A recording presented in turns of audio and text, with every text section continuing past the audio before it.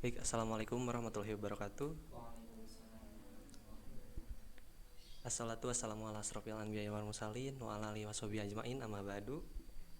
Sebelumnya, perkenalkan, nama saya Randi Caturang Nasrullah. Saya sebagai pembawa acara pada kesempatan kali ini didampingi dengan pemateri yang sungguh sangat luar biasa. Kararai, terima kasih. Sebelum ke acara inti, marilah kita baca basmalah bersama-sama. Bismillahirrahmanirrahim. Sebelum ke acara selanjutnya, saya akan membacakan CV terlebih dahulu. Nama lengkap Rarai Panlian Tinuningrat, tempat tanggal lahir Depok 1 Juli 1999, alamat rumah Dusun Girikarya, RT 01 RW 01, Desa Kecamatan Langkap Lancar, Kabupaten Pangandaran. Alamat domisili Cibitung Girang, RT 4 RW 7, Kelurahan Kertasari, Kecamatan Ciamis, Kabupaten Ciamis. Pendidikan SMA, status perkawinan, belum kawin, status pekerjaan, dan lain-lain. Adapun riwayat pendidikan, sekolah dasar SDN Kalimulya 3 Depok 2005 sampai 2011, SLTP MTSN Kota Depok 2011 sampai 2014, SLTA SMA Negeri 1 Cikatomas Kabupaten Tasikmalaya 2014-2017, perguruan tinggi Universitas Galuh Ciamis 2018 sampai sekarang ya. Riwayat organisasi sungguh luar biasa ya Kang, banyak sekali. Ketua Umum Lembaga Dakwah Kampus Raudiatul Mutakin Universitas Galuh 2020 sampai sekarang, Koordinator Inkubator Kewirausahaan Sosial FISIP Unigal 2020 sampai sekarang, Pemangku Adat Pramuka SMA Negeri 1 Cikatomas 2015 sampai 2016, dan masih banyak lagi. Ada penghargaan Certificate of Application for the Inclusion Contribution in the Scout Journey for Peace 2016, dan masih banyak lagi.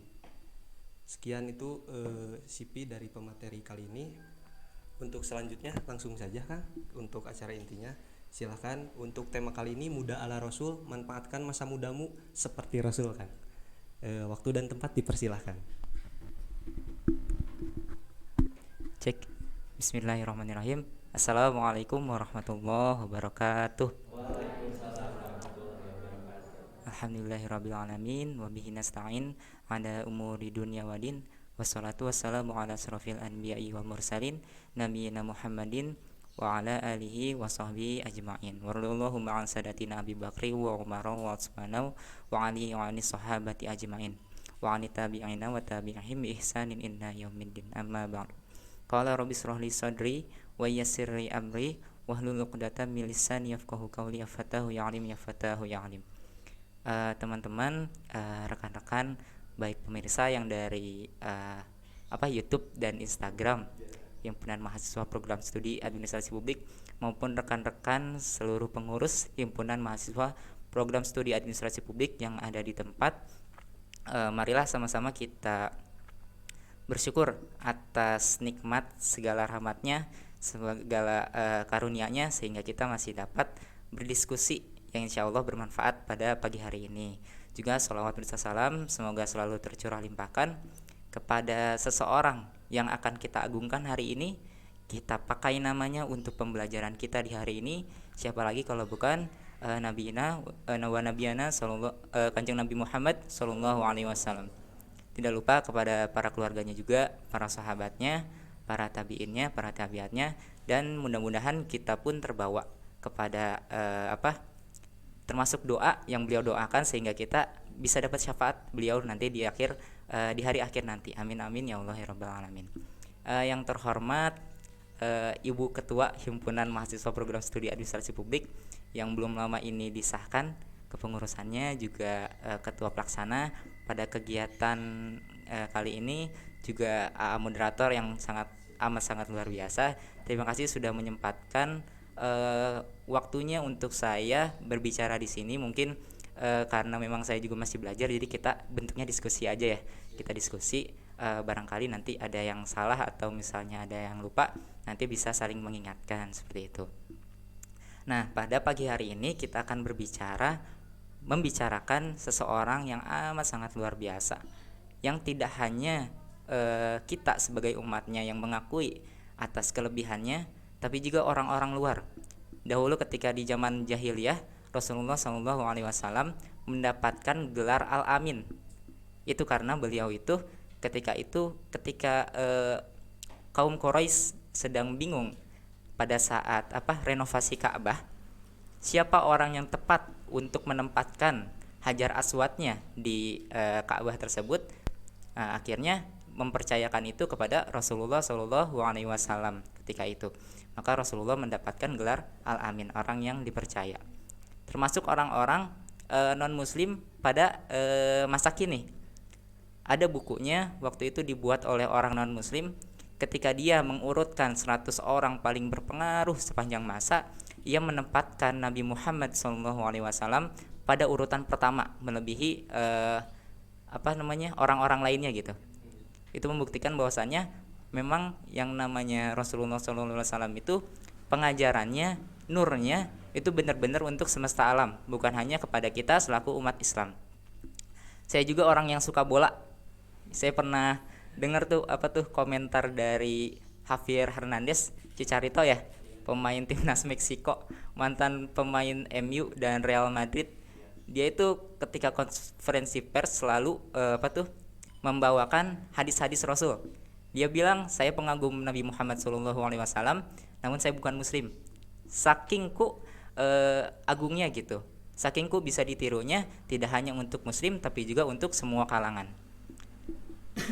Juga banyak lagi contohnya Joe Biden ya, yang sekarang jadi presiden Amerika Serikat. Ya walaupun mungkin notabene Amerika Serikat itu banyak yang tidak baiknya ke Muslim, cuma ketika kampanye beliau selalu mengutip dari sunnah Nabi SAW. Itu merupakan suatu bukti bahwasanya ajaran yang dibawakan oleh Rasulullah SAW itu untuk semuanya, terlepas dari apa urusan beliau membawakan itu semua gitu ya. Oke, sebelum kita berbicarakan muda ala Rasulnya, alangkah baiknya kita tahu dulu nih sedikit perjalanan Rasul dari lahir sampai beliau remaja ya. Dari lahir ketika itu beliau lahir tanpa ayah ya, qadarullah, ayahnya meninggal sebelum dia dilahirkan. Dan ketika akan melahirkan, ini ada dua riwayat ya. Yang pertama itu Siti Aminah bermimpi bahwasannya ketika akan melahirkan Rasulullah SAW itu kemaluannya bercahaya. Namun di riwayat yang lainnya dibilang bahwasannya ketika melahirkan, Siti Aminah itu melihat bahwasannya ketika melahirkannya kemaluannya itu bercahaya gitu. Yang sehingga ketika itu menimbulkan keajaiban-keajaiban ketika Rasulullah lahir. Di antaranya ketika Rasulullah SAW lahir itu menghancurkan 14 balkon istana di istana yang di sana gitu. Terus juga meruntuhkan patung-patung atau gereja-gereja umat Kristen. Bahkan dalam suatu riwayat itu dibilang bahwasanya sampai rata sama tanah, sampai terkubur gerejanya itu. Terus juga dan lain-lainnya gitu, masih banyak. Nah, ketika lahir, beliau lahir di rumah pamannya Abu Thalib, diberi nama oleh kakeknya Abdul Muthalib, disusui oleh ibunya ya Sayyidatina Aminah selama seminggu. Nah, tidak lama diteruskan oleh penyusunya yang pertama, lalu diambil hak asuh susunya oleh orang dari Bani Sa'ad, Halimah bin Abu Zubaib Abdullah bin Al-Harits. Nah, ketika itu Halimah itu ketika akan membawa beliau kepada lingkungannya, karena emang kalau misalnya zaman dulu itu teman-teman, Arab itu bilanglah itu kota gitu. Nah, kalau misalnya kota itu orang-orang Arab tuh takut ketika nanti bayinya itu besar di kota, takutnya nanti dalam bahasanya itu enggak bahasa yang fasih. Itu yang pertama. Terus yang kedua, pergaulannya nanti yang enggak baik. Terus terkendala dengan pertumbuhannya. Karena kan kalau misalnya kota kurang baik gitu untuk pertumbuhan, karena kekurangan segala nggak kayak di kampung gitu. Makanya biasanya ada dari Bani Sa'ad yang mengambil hak asuh susu di perkotaan, termasuk di Mekah. Dulu Halimah sama teman-temannya mencari ke Mekah buat dijadikan anak susunya. Ketika itu teman-temannya udah pada dapat semuanya, udah pada dapat anak susuan. Tinggal Halimah doang nih yang belum dapat. Sedangkan Halimah sama suaminya itu berkomitmen sebelum ia pulang, pokoknya kumaha oge carana gitunya. Pulang teh harus bawa anak susu. Nah, waktu itu teh teman-teman nama udah pada dapat, yang udah pada pulang. Dia belum dapat. Tersisalah satu anak yang masih butuh susuan. Cuma Nabi Muhammad SAW doang gitu yang belum dapat ibu susuan. Akhirnya mau nggak mau dengan keterpaksaan Halimah membawa Rasulullah SAW. Kenapa saya bilang terpaksa? Karena memang pada awalnya Halimah dan suaminya itu menolak. Kenapa? Karena Rasulullah sudah tanpa bapak, udah nggak ada bapaknya. Kalau misalnya diambil Halimah sama suaminya, teh bingung. Kumaha engke pami misalnya dihutangkeun gitu gajihna. Kumaha pami misalnya teu kabayar gitu. Emang bisa naon eta ibuna, bisa naon emang kakekna, walaupun kakeknya adalah petinggi di Quraisy, tapi bisa apa gitu kan tanpa ayahnya, karena kan punya anak juga gitu kan kakeknya gitu. Tapi karena emang terpaksa, karena komitmen yang barusan, akhirnya dibawalah. Nah, ketika dibawa itu sudah muncul banyak sekali keajaiban. Di antaranya yang tadinya air susu Halimah itu sedikit, bahkan anaknya sendiri pun tidak kenyang gitu dengan air susunya. Ketika dia di perjalanan sambil menyusukan Rasulullah, itu anehnya Rasulullah teh nyedotnya teh terus nyedotnya.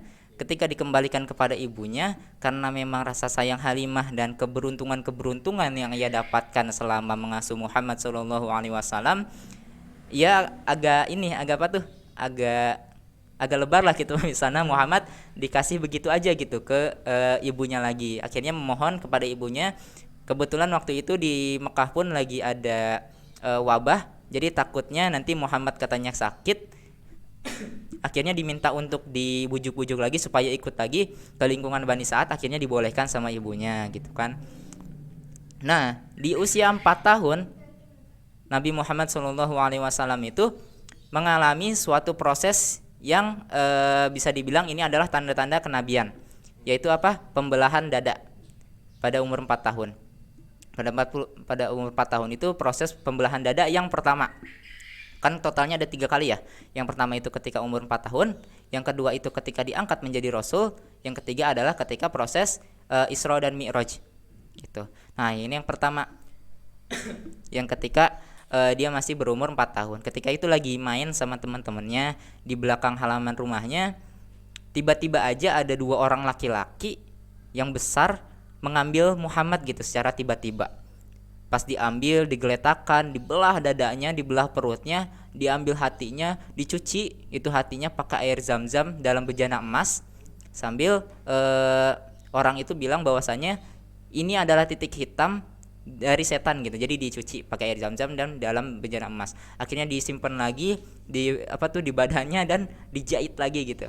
Bahkan itu sampai teman-temannya itu kabur-kaburan karena takutnya rewas, kabur ke ibu susuannya masing-masing.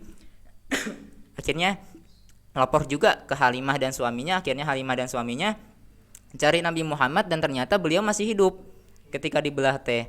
Bahkan dalam riwayat oleh Anas bin Malik itu ngelihat bahwasannya ada bekas jahitan di dada Rasulullah SAW, kata Anas bin Malik gitu. Itu bukti dari pembelahan dada yang pertama. Akhirnya karena emang Halimah dan suaminya itu khawatir akan terjadi sesuatu lagi kepada Muhammad SAW, akhirnya ia memulangkan Muhammad dan tinggal bersama ibunya selama 2 tahun. Jadi selama 2 tahun tinggal bersama ibunya, dan setelah tinggal bersama ibunya ini juga ada ikhtilaf lagi. Kalau misalnya yang keterangan yang pertama itu bahwasannya Muhammad Sallallahu Alaihi Wasallam, terus ibunya, terus Ummu Aiman itu budak dari almarhum bapaknya Abdullah, yang ditugaskan untuk mengasuh Muhammad, terus sama Abdul Muthalib yaitu kakeknya, itu pergi ke makom bapaknya Abdullah di lupa lagi tempatnya. Pokoknya berangkat ke sana. Nah, itu keterangan yang pertama. Terus yang keterangan yang kedua adalah bahwasanya mereka hanya bertamasya, katanya keluar kota gitu. Pokoknya mereka pergi dari Mekah ke Yasrib. Mereka pergi ke Yasrib. Lalu ketika mereka di sana 1 bulan. Nah, ketika baru perjalanan pulang, Sayyidatina Aminah itu ibunda Rasulullah SAW mulai merasakan sakit, mulai merasakan sakit. Akhirnya semakin lama perjalanan, akhirnya dia meninggal di Abwa. Abwa itu daerah dekat Mekah dan dekat Madinah. Jadi beliau dikuburkan di sana. Nah, di perjalanan dari situ sampai perjalanan pulang dan seterusnya diasuh oleh kakeknya Abdul Muthalib. Bahkan kakeknya itu luar biasa sekali, tidak kalah menyayanginya daripada Halimah, daripada Sayyidatina Aminah dalam menyayangi Rasulullah, bahkan melebihi kepada anak-anaknya sendiri. Jadi pada suatu keterangan itu pernah Rasulullah ketika lagi kumpul keluarga, anak-anaknya menduduk di bawah, dia duduk di atas dipannya Abdul Muthalib. Ketika itu Abdul Muthalib belum datang, terus paman-pamannya itu nyuruh Rasulullah buat turun, jangan di sana, nanti diomelin gitu kan sama kakeknya gitu kan.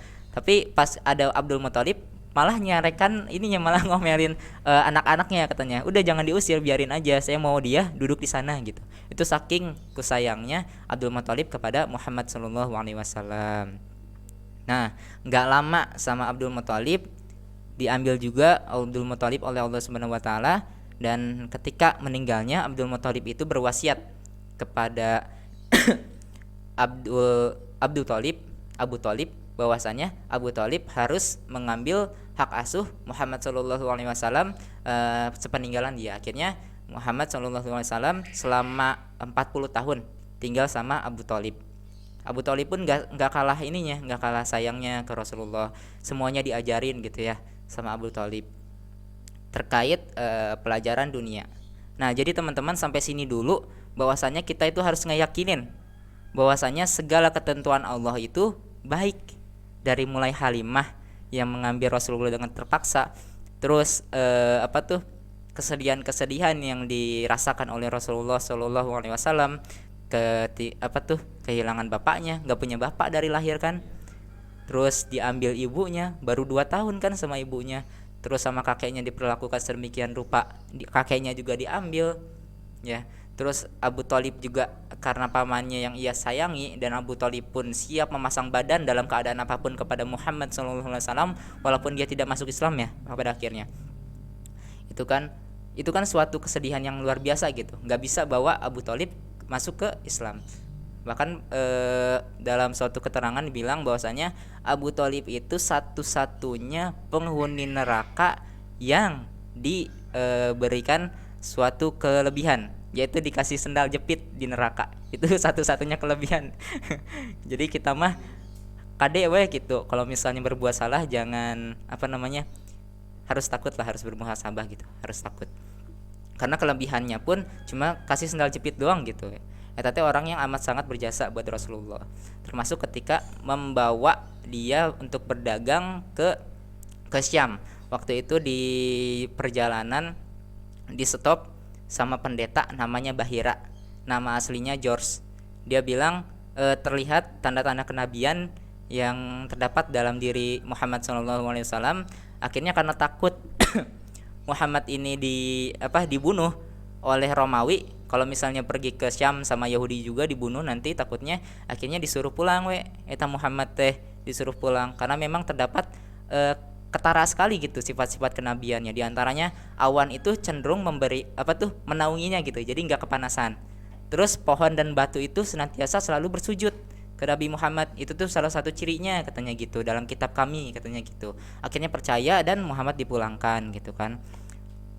Nah, pada saat dewasa emang Nabi Muhammad ini udah terbiasa muncak orang mah susah gitu, jadi hidup susah tapi nggak ngerasa susah, hidup susah tapi nggak ngerasa susah, dan juga kerja keras gitu. Emang Rasulullah SAW itu nggak punya pekerjaan tetap, tapi dia tetap bekerja gitu.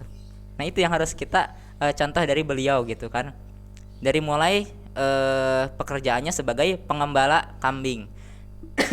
Pengembala kambing, tahu pengembala kambing kan? Kalau misalnya sekarang mah pengembala kambing teh resepna udah kandang tuh si kambing teh di dalam kandang kita nanengarit gitu ya. Kalau Nabi Muhammad dulu mah enggak, jadi dibawa kambingnya gitu kan ke suatu padang yang biar dia bisa makan gitu kan, makan rumput di sana.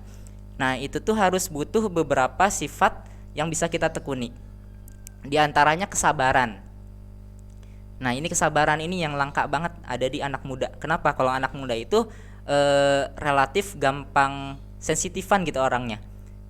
Jadi kesandung dikit ge asa kumaha gitu tah. Jadi harus ada pergerakan gitu terus. Nah, itu yang harus dikendalikan sama anak muda. Di antaranya pun menyikapi berbagai persoalan. Kalau misalnya kita di organisasi nih, kayak misalnya Teh Fitri yang nyalonin jadi ketua, untungnya cuma satu gitu kan calonnya, jadi pasti kepilih. Tapi kalau misalnya dua atau tiga, otomatis ada yang kepilih, ada yang enggak. Nah, kalau misalnya yang kepilih itu harus sabar. Sabar itu dalam artian apa? Dia sabarkan pikir akalnya. Soalnya kalau misalnya orang yang udah kepilih atau orang yang ada di atas itu biasanya susah untuk mengendalikan akalnya. Nah, disitulah sabar fungsinya. Kalau misalnya orang yang gak kepilih, sabarnya itu dalam artian sabarkan hatinya gitu, supaya dia tidak menyalahkan sesuatu pun selain dia berkehendak bahwasanya itu adalah takdir Allah dan itu yang terbaik buat dia gitu. Nah, itulah yang harus dilakukan, kesabaran buat anak muda. Termasuk kalau misalnya dosen di chat nggak ngebales, ya sabar aja gitu kan. Wajar ya kalau dosen mah punya punya apa iya kesibukan yang lain, nggak kayak kita gitu kan. Kita sabar. Begitupun kalau misalnya kita punya pacar nggak ngebales, ya kita sabar gitu. Bukan sabar ke pacarnya, tapi sabar jangan pacaran dulu makanya gitu.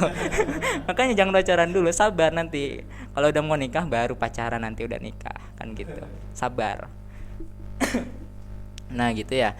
Terus selain kesabaran apa yang bisa diperoleh dari pengembalaan itu? Juga sifat kepemimpinan. Itu dari pengembala kambing.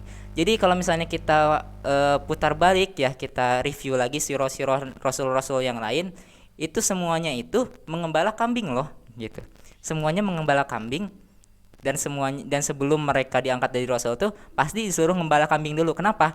Karena sebelum kita ngembalain manusia ya, ngarahin manusia yang udah punya pikiran sendiri, yang udah punya hawa nafsu sendiri, itu kita harus diajarin dulu atau harus dibiasain dulu untuk mengendalikan yang lainnya dulu. Di antaranya itu adalah kambing lah gitu, yang paling umum. Itulah yang dicontohkan Rasul-Rasul. Jadi sebelum kita terjun ke manusia, coba dalam berorganisasi pun gitu. Sebelum kita praktek gitu ya dalam dunia nyata, nanti ketika kita lulus ya dapat gelar S1 tuh, kita kan otomatis udah jadi orang gitu kan, kesebatna. Nah, sekarang lah tempatnya aktif di HMP AP, aktif di BEM, aktif di inkubator mungkin ya, kalau di FISIP atau di IO ya. Nanti kita aktif di sana supaya apa? Supaya nanti ketika di masyarakat kita udah terbiasa bermasyarakat. Kita udah biasa diskusi kayak gini. Jadi ketika di masyarakat pun jadi teruas gitu. Saya alhamdulillah gitu. Dapat apa tuh namanya? Dapat pelajaran kayak gininya tuh ya kayak gini, lagi di organisasi, lagi di HMP, lagi di LDK, lagi dimanapun gitu. Jadi ketika di masyarakat, pengawasan ibu-ibu bisa, khutbah Jumat bisa. Jadi udah nggak kaku-kaku gitu, karena terbiasa di tempat seperti ini. Nah, itulah teman-teman yang harus dibiasakan gitu. Jadi sebelum kita terjun pada yang sebenarnya, kita harus belajar dulu gitu. Nah, begitupun Rasul tuh sebelum dakwah ke orang, dia tuh berusaha dulu buat jadi pengembala yang baik gitu ya, dengan mengembala kambing. Nah, dengan pengembala juga itu kita bisa dapetin salah satu sifat, yaitu simpati dan empati. Kenapa begitu? Karena kan kalau misalnya hewan sakit itu kan kita obatin, kita tungguin sampai sembuh gitu kan. Otomatis kalau misalnya kita tahu itu sembuh atau enggak, sakit atau enggak, itu kan butuh suatu rasa empati ya, untuk selanjutnya kita simpati gitu kan. Nah, itu harus dilatih gitu, harus dilatih dengan salah satunya tadi itu mengembala kambing gitu, karena udah terbiasa. Kalau misalnya kambing kayak gini tuh berarti tandanya sakit, berarti harus gimana, nanti ke orang pun kayak gitu. Jadi udah terbiasa buat empati, ke kambing pun empati, ke orang apalagi gitu kan. Terus sifat yang lainnya itu adalah pemberani. Kenapa pemberani? Tadi kan saya bilang kalau misalnya dulu mah mengembala kambing teh, kalau sekarang bukan mengembala kali ya, maraban hungkul, ngari tungkul mun sekarang makan. Kalau dulu mah mengembala, benar-benar mengembala gitu kan, ke alam lepas. Yang namanya harimau, ular belum dipisahin ke kebun binatang gitu kan, dulu mah masih nyampur gitu kan sama manusia. Nah, kita itu harus punya sifat berani. Kenapa? Karena kalau misalnya nanti ada hewan buas yang mengintai, pengen makan gembalaan kita harus bisa ngusir, minimal dilawan gitu kan, jangan sampai hewan gembalaan kita jadi mangsanya gitu. Jadi harus punya sifat berani. Begitupun kita dalam masa kini gitu, jadi nggak mesti mengembala aja gitu kan. Berani itu dalam artian apa? Ina anifasya iwal mungkar, kita berani mengungkapkan hal-hal yang bersifatnya kebenaran dan berani untuk mencegah hal-hal yang mungkar, yang tidak baik. Kita berani ya minimalnya kepada diri kita sendiri gitu. Kalau misalnya nggak bisa ke orang lain, kita tahu itu nggak baik, ya jangan dideketin gitu. Karena kalau misalnya udah dideketin mah pasti ada step yang lainnya lagi. Jadi harus dari akarnya dulu kita bilang enggak gitu. Nah, selain berani, sabar, juga rendah hati. Kenapa rendah hati? Karena kalau misalnya di pengembala ya, kan misalnya dari kandang diarahin kemana gitu kan, tidur harus deket sama hewan gembalaannya, karena kan takutnya nanti ada penyusup, ada maling kah, atau ada hewan buas kah gitu kan yang tiba-tiba datang. Itu kan harus sigap gitu. Kenapa rendah hati? Karena kalau misalnya pengembala itu udah biasa yang namanya dikencingin, yang namanya diseruduk ke hewan gembalaannya sendiri, itu kan udah biasa gitu. Nah itu harus jadi nggak dijadiin suatu masalah. Nah ketika dia udah merasa ridho gitu kan, ketika diseruduk, ketika dikencingin udah biasa aja, nanti ketika sama orang pun, ketika orang lain bilang yang enggak tentang kita, ya udah biasa aja. Jangankan cuma perkataan, dikencingin pun pernah gitu kan. Jangankan sama orang, sama hewan pun pernah, dan dia sabar gitu kan. Nah itulah yang harus kita contoh gitu. Nah kita mah nggak mesti nunggu dikencingin dulu gitu sama orang, udah aja kita dari sekarang gitu kan, niatkan buat tetap rendah hati buat orang lain, bukan rendah diri ya, rendah hati gitu ya ke orang lain. Nah itu sebenarnya masih banyak kalau misalnya siroh tentang Rasul ketika muda. Itu ada perang Fijar. Perang Fijar itu singkatnya mah pokoknya itu karena ada masyarakat Quraisy, bukan masyarakat Quraisy. Jadi dia tinggal di lingkungan Quraisy, tapi dia terzolimi. Akhirnya dia ngadu ke orang-orang, nggak ada yang mau nyaut. Akhirnya kedengeran lah sama salah satu pamannya Nabi. Akhirnya beliau mengumpulkan ketua-ketua di kabilah-kabilah yang ada di Quraisy. Akhirnya mereka berembuk gitu ya. Kalau misalnya perang Fijar tuh karena pembunuhan yang dilakukan oleh Bani siapa ya, saya lupa lagi. Pokoknya ada pembunuhan dan akhirnya mereka perang gitu. Rasul tuh pertama kali dalam riwayat pernah ikut perang yang pertamanya itu perang Fijar.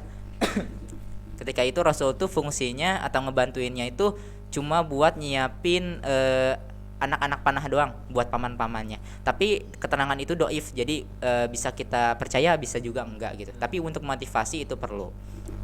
Nah itu terus ada perjanjian Al-Fudul. Al-Fudul itu yang tadi saya bilang bahwasannya ada yang terzolimi masyarakat Quraisy. Akhirnya karena enggak mau perang lagi, akhirnya mereka berembuk dan para ketua-ketua di kabilah Quraisy itu sepakat bahwasannya nggak boleh ada kezoliman lagi di tanah Mekah ini. Nah itulah satu-satunya kebijakan yang diadakan pada zaman jahiliyah yang Rasulullah SAW sendiri kagum.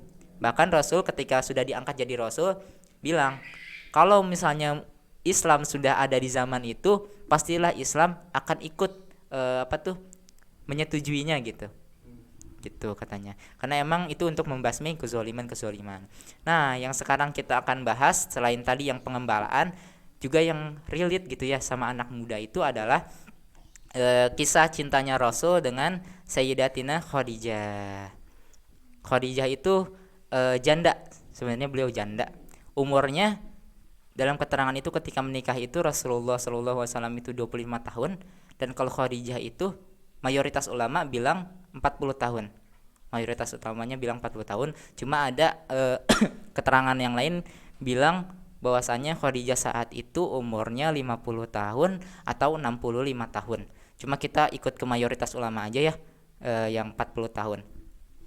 Adapun termasuk Rasulullah SAW sendiri lahirnya gitu ya, itu masih masih ada ikhtilaf gitu. Banyak banget lagi, nggak kayak Khadijah kan cuma 40, 50, 65. Kalau Rasulullah itu ada yang bilang hari ini 9 Rabiul Awal 9 Rabiul Awal. Ada juga yang bilang 12 Rabiul Awal. Nah, itu yang umumnya 12 Rabiul Awal. Terus ada juga yang bilang 17, ada yang bilang 18, ada yang bilang 20. Cuma kita ikut lagi umumnya adalah 12 Rabiul Awal. Cuma hari ini pun termasuk dalam satu keterangan yang bilang bahwasanya Rasul tuh bilang lahir tanggal 9 Rabiul Awal. Cuma kita tetap ikutnya yang 12 Rabiul Awal. Nah, kita balik lagi ke Khadijah dan Rasulullah. Dia itu ketemunya itu waktu itu Khadijah dengar ada pemuda yang ketika berdagang itu jujur dan amanah gitu. Makanya dikasih amanah berupa dagangan si Khadijah, disuruh pengjualkan ke Rasul Kasyam gitu. Nah, akhirnya dijualin dan ada hasil. Nah, saking bingungnya lagi untuk mendapatkan suatu kepastian, dikirimlah orang terpercaya dari Khadijah, yaitu yang bernama Maisarah, untuk ikut ke cara Rasul berdagang gitu. Nah, ketika itu untungnya pun melimpah ruah gitu.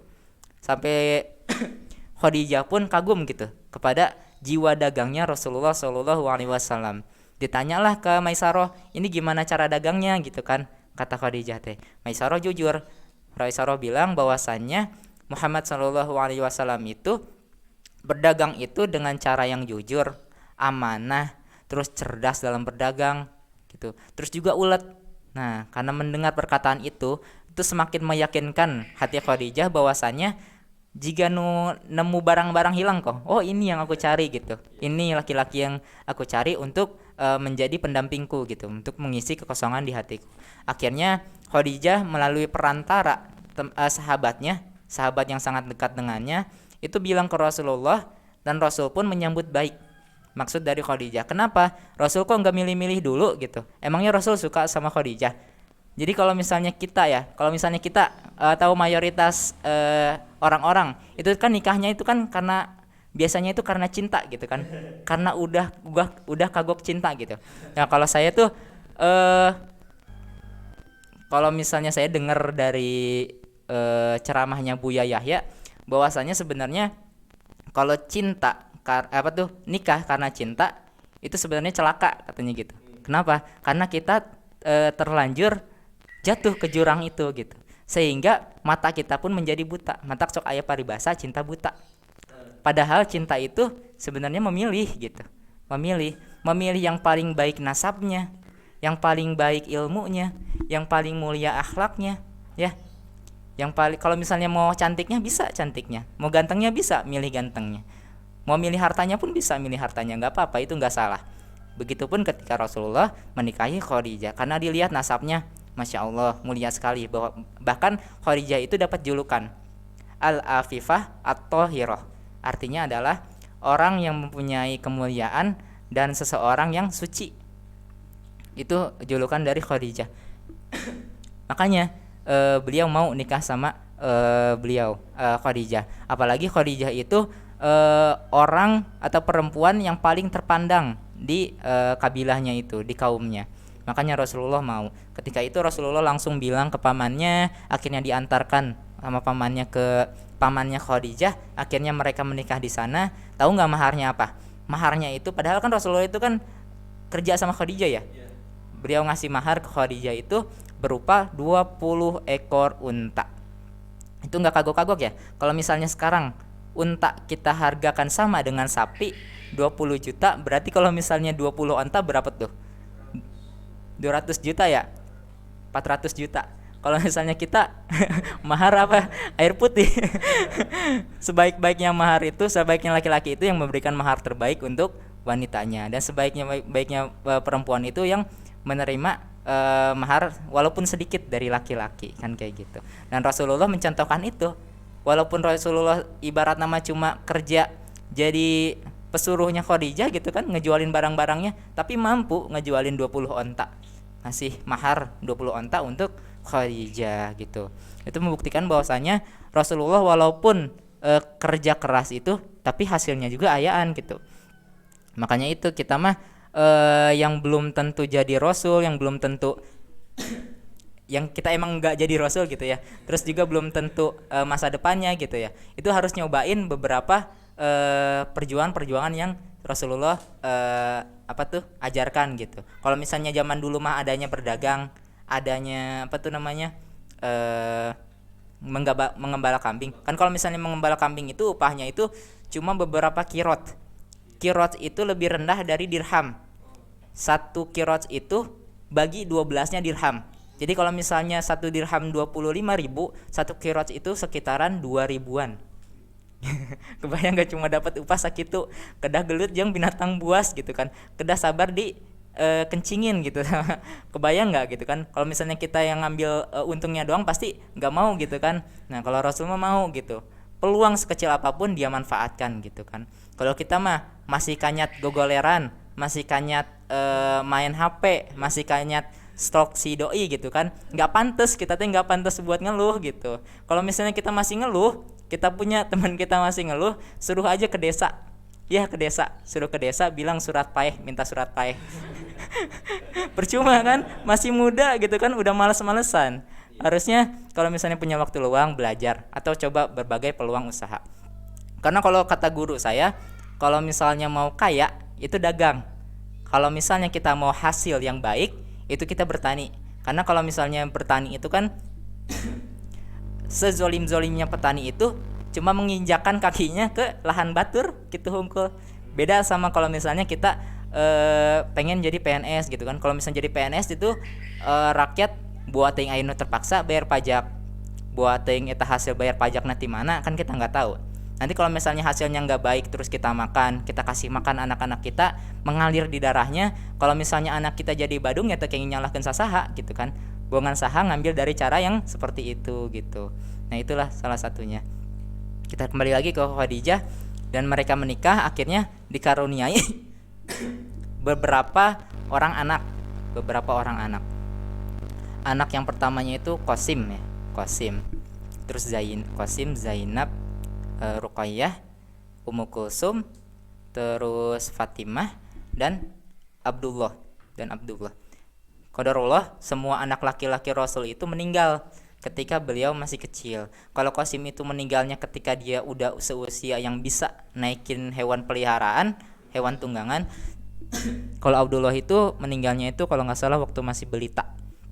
Kenapa? Kok Rasul nggak dikaruniai anak yang sampai gede gitu?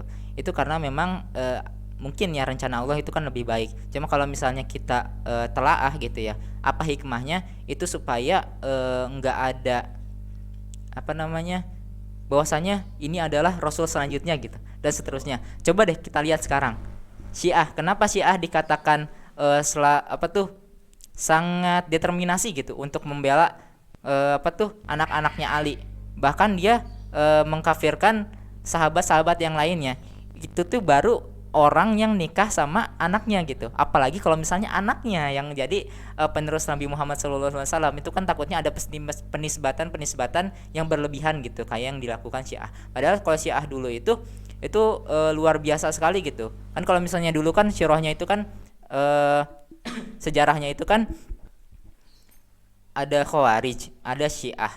Jadi Khawarij itu orang-orang yang keluar kan, khoroja asal katanya keluar. Itu nama kaumnya itu Khawarij. Nah itu kan karena memang mereka itu kesel gitu sama keputusan yang dilakukan oleh Ali menyerahkan kekhalifahannya kepada khalifah selanjutnya gitu. Padahal pengennya mah Khawarij mah dia tuh ngelawan, bukan malah nyerahin jabatannya ke mereka gitu, tapi malah menyerahin jabatan yang akhirnya mereka melawan dan akhirnya mereka kan yang akhirnya ngebunuh Ali. Sedangkan Syiah itu dulu itu namanya Syiah Ali. Jadi mereka yang ada di samping Ali, teman Ali gitu kan. Syiah Ali itu teman Ali. Mereka yang senantiasa mendukung segala sesuatu yang dilakukan Ali. Akhirnya mereka disuruh ikut kekhalifahan selanjutnya pun mereka mau gitu, mau. Tapi itu kan yang dulunya, yang waktu masih murni. Akhirnya makin kesini diartikan sebagai seseorang yang menisbatkan Ali lebih dari yang lainnya gitu kan. Padahal Rasul sendiri yang bilang bahwasanya penerusnya kalau misalnya beliau meninggal itu adalah Abu Bakar dan Umar, bukan Ali gitu. Cuma emang kalau misalnya Syiah itu kan seperti itu. Ya itu terkait itulah sedikit. Nah kita kembali lagi, kenapa ya tadi udah dijelasin ya, kalau misalnya anak laki-lakinya itu enggak dibiarin sama Allah sampai hidup, sampai punya anak gitu kan. Dan anak-anak perempuannya pun yang lainnya sama, meninggal ketika mereka udah Islam gitu. Mereka ngehasanul Islam terus baru meninggal. Bahkan kalau misalnya Ruqayyah sama Ummu Kulsum itu kalau nggak salah yang jadi istri dari khalifah ketiga Utsman bin Affan. Makanya Utsman bin Affan tuh julukannya itu Zul Nurain, dua cahaya, karena beliau menikahi dua putri dari Rasulullah Shallallahu Alaihi Wasallam. Cuma emang gak dikasih keturunan. Jadi makanya semua keturunan Rasul itu yang lahir dari rahim Sayyidatina Fatimah Az-Zahra. Itu yang nikah sama Ali bin Abi Thalib. Nah, Fatimah itu satu-satunya putri beliau yang ngelihat Rasulullah SAW itu meninggal, dan akhirnya Fatimah itu pun meninggal 6 bulan setelah Rasulullah wafat gitu, yang akhirnya diteruskan gitu kan. Ya gitu sih teman-teman, mungkin untuk materinya kita sampai sini dulu, sesuai jam ya 10 ya, jam 10 ya kalau nggak salah. Mungkin kita bisa lanjut ke diskusi ke depannya ya. Enggak, selanjutnya saya kembalikan lagi ke moderator. Sungguh luar biasa ya teman-teman semua. Silahkan dulu diminum sama dimakan Kang. Luar biasa dari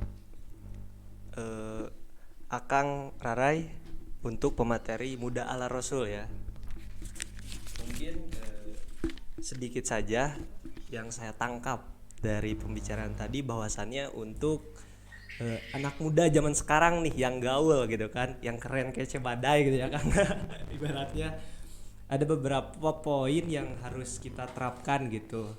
Pertama ada kesabaran menyikapi antar persoalan, berkepemimpinan, terus belajar, simpati dan empati, pemberani, rendah hati, dan juga ketika kita sedang belajar ataupun kita sedang berdagang gitu, kita harus menyiapkan sifat yang jujur, amanah, dan ulet juga gitu, untuk kedepannya kita bisa istilahnya bisa sukses lah di masa depan nanti gitu ya Kang.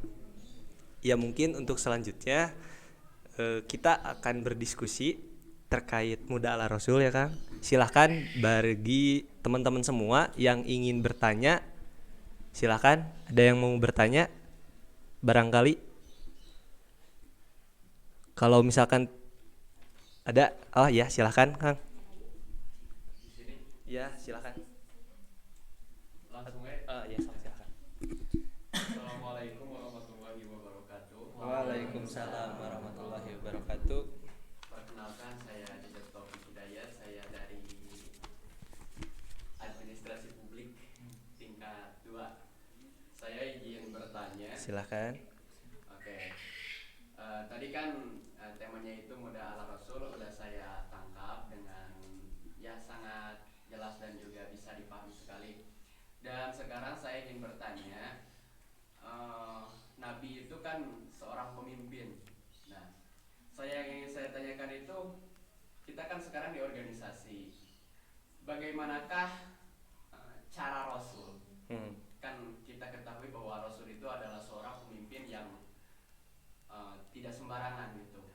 Luas, sampai sekarang pun kan pengikutnya itu paling banyak, kalau tidak salah seperti itu ya. Paling banyak gitu. Nah, bagaimana tata cara Rasul memimpin suatu organisasi dan memimpin umatnya itu seperti apa? Nah, itu yang ingin saya tanyakan. Oke, terima kasih atas waktunya. Wassalamualaikum warahmatullahi wabarakatuh. Waalaikumsalam warahmatullahi wabarakatuh. Langsung dijawab atau yang lainnya? Langsung aja. Langsung aja, silahkan. Oke, izin menjawab ya, Kak Taufik Hidayat ya. Oke, kalau misalkan sifat-sifat Rasul dalam memimpin itu sebenarnya banyak banyak diulas oleh para ulama gitu, oleh para ulama. Di antaranya kalau misalnya harus disebutkan ya sifat-sifatnya, itu ada tablik, amanah, fatonah gitu kan, dan lain sebagainya. Soalnya nggak cuma 5, tapi ada banyak juga kalau misalnya kita ngambil dari ulama yang lainnya. Tapi kalau misalnya mau yang simple itu ada di Quran surah Ali Imran ayat 10. Kuntum khairuh ummah.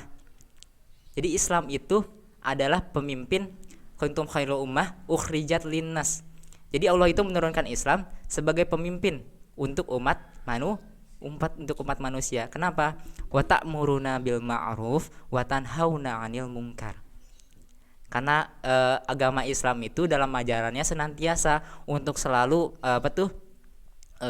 memberikan atau menyuruh kepada yang ma'ruf, kepada amal-amal kebaikan, dan mencegah dari hal-hal yang sifatnya mungkar. Tapi apakah itu cukup? Kalau misalnya cuma itu ya, amar ma'ruf nahi mungkar, itu udah dilakukan sama umat-umat yang lainnya. Seperti kita tahu kalau misalnya ada non muslim yang mencalonkan, pasti pengen yang terbaik untuk bangsanya. Amar ma'ruf nahi mungkar pasti itu mah udah manusiawi. Cuma ada yang ketiga kalau di Islam, yaitu apa? Wa tu'minuna billah, dan beriman kepada Allah. Itu bedanya cara Rasul sama cara yang lainnya. Kalau Rasul itu dalam perjalanannya pun ya, ketika itu Rasul itu kan dimaksum ya, terbebas dari dosa. Adapun Rasul itu dalam salah satu contohnya itu ketika Rasul beriwayat bahwasannya tidaklah hal-hal yang aku sukai dari kaum Quraisy melainkan dua hal, dan Allah menggagalkan keduanya. Itu karena emang beliau itu kalau misalnya kepengennya ikut yang kedua hal itu adalah sifat manusiaannya, dan Allah menggagalkan keduanya itu karena memang dia harus terbebas dari keduanya, karena memang itu ada kemungkinan untuk berbuat dosa gitu, jadi gak bakal suci lagi. Terus ada juga dulu dalam suatu riwayat Rasul tuh jalan ke suatu daerah, di daerah itu lagi dipukul musik-musikan gitu ya, musik-musikan. Akhirnya beliau di sana dan pengen ngedengerin. Akhirnya dia dengerin sedikit terus tidur. Terus dicoba lagi.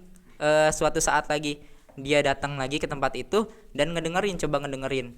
Akhirnya dia tertidur lagi gitu. Dan akhirnya dia tuh tahu jawabannya bahwasannya Allah itu nggak ridho kalau misalnya dia ngedengerin yang hal-hal tersebut. Kenapa?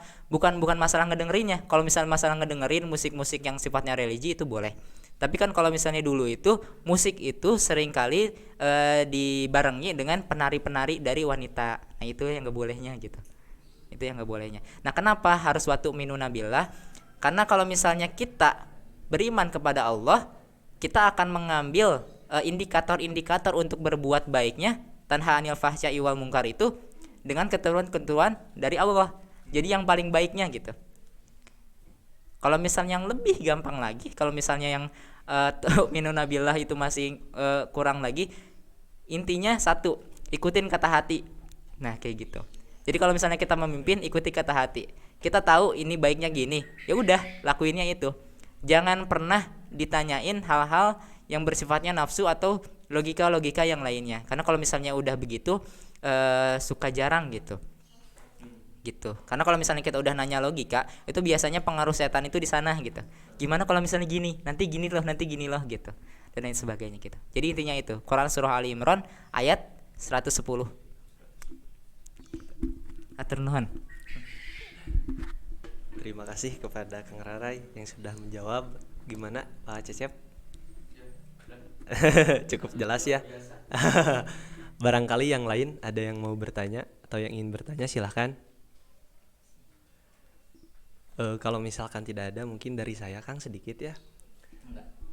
Kan kita itu hidup di zaman yang memang sekarang itu serba digital dan serba modern. Serba di mana-mana, ketika apa ataupun dosa-dosa itu sangat gampang untuk kita lihat barangkali ya Kang. Nah, gimana sih cara bagi teman-teman ataupun bagi saya pribadi nih Kang menghadapi situasi yang saat ini sedang terjadi, dan kita ibaratkan ke baginda Rasul, kan di zaman itu belum ada internet dan belum ada dan sejauhnya gitu kan.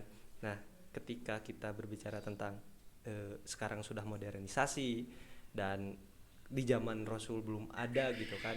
Nah, gimana cara kita menyikapinya gitu? Mungkin seperti itu kan. Terima kasih. Langsung jawab aja ya.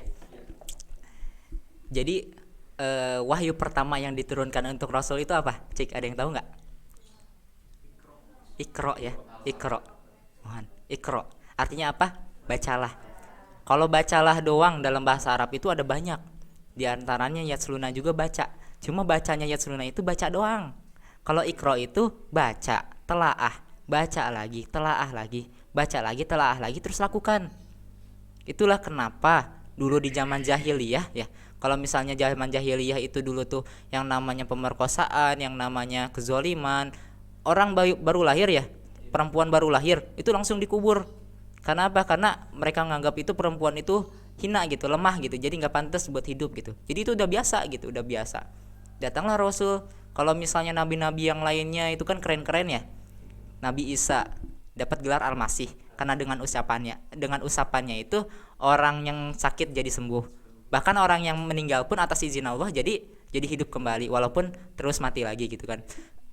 Atau Nabi Sam'un. Nabi Sam'un itu dia tuh kalau misalnya kalian suka nonton Samson, nah itu asal usulnya dari sana, dari Nabi Sam'un. Jadi dulu tuh beliau itu jadi orang yang kuat. Kekuatannya itu bersumbernya itu dari rambutnya. Ketika itu istrinya kerjasama sama musuhnya, akhirnya tahu rahasianya itu di rambutnya, maka dipotonglah rambutnya, jadi lemah, jadi bisa disiksa gitu ke musuhnya.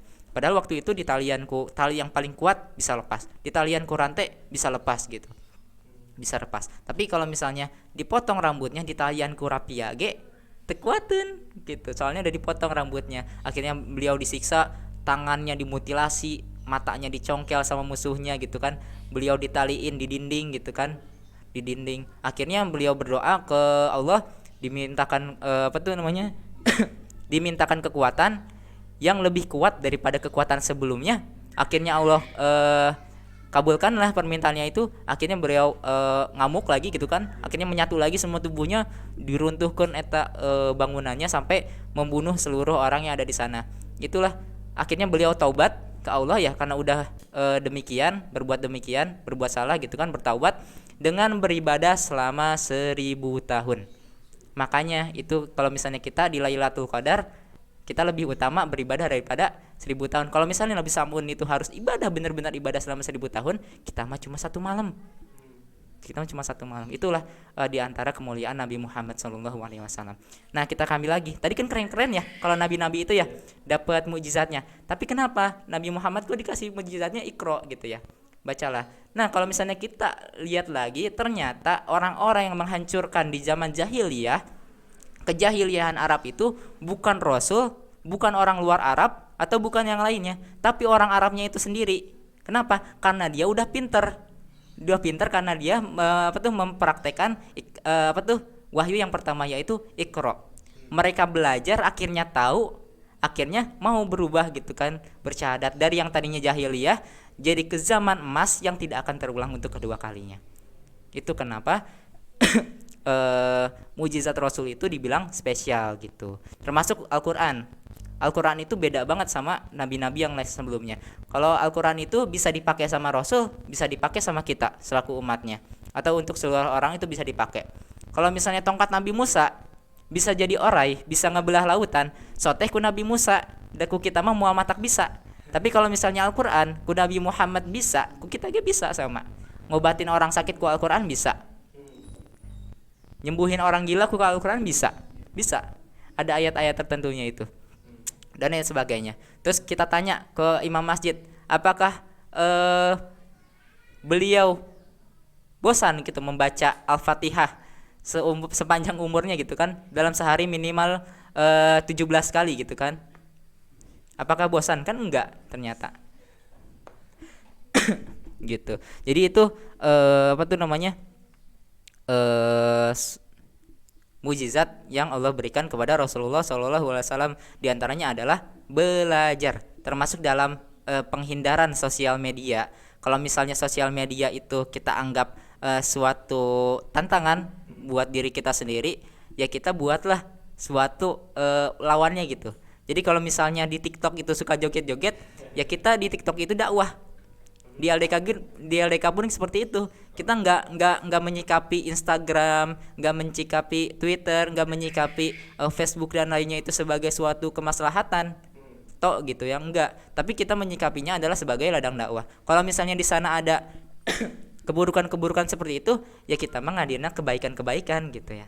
Karena dulu pernah ditanya ulama waktu beliau ke Arab, saya lupa lagi nama ulamanya. Pokoknya beliau bilang, ditanya sama temannya, di Arab ada pelacur nggak sih, katanya gitu. Dia bilang nggak ada. Kalau di Indonesia ada nggak pelacur? Dia bilang nggak ada pelacur. Kenapa? Dia setuju ngejelasin bahwasanya saya mah ke Arab mau umroh, bukan nyari pelacur. Jadi nggak ada pelacur di sana. Di Indonesia pun saya mah mau dakwah gitu kemana-mana, jadi nggak akan ada pelacur. Jadi segala sesuatu tergantung apa yang kita cari.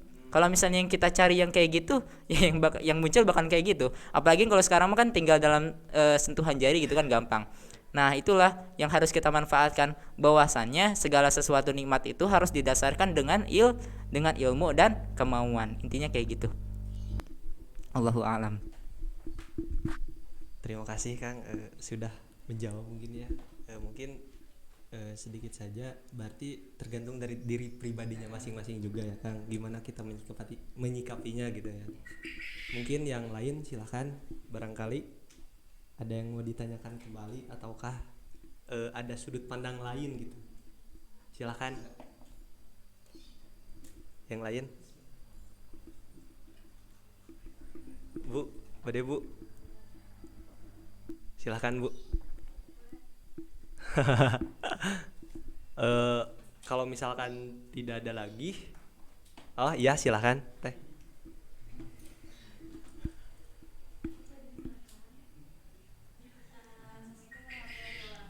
Waalaikumsalam warahmatullahi wabarakatuh.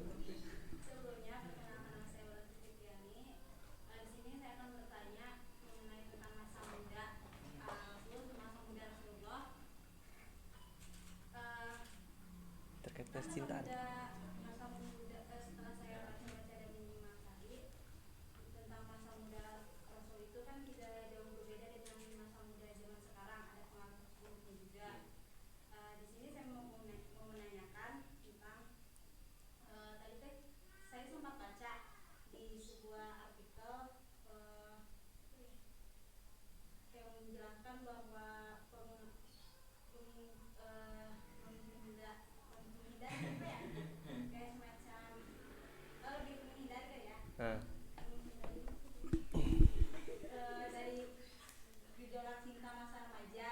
gejolak cinta.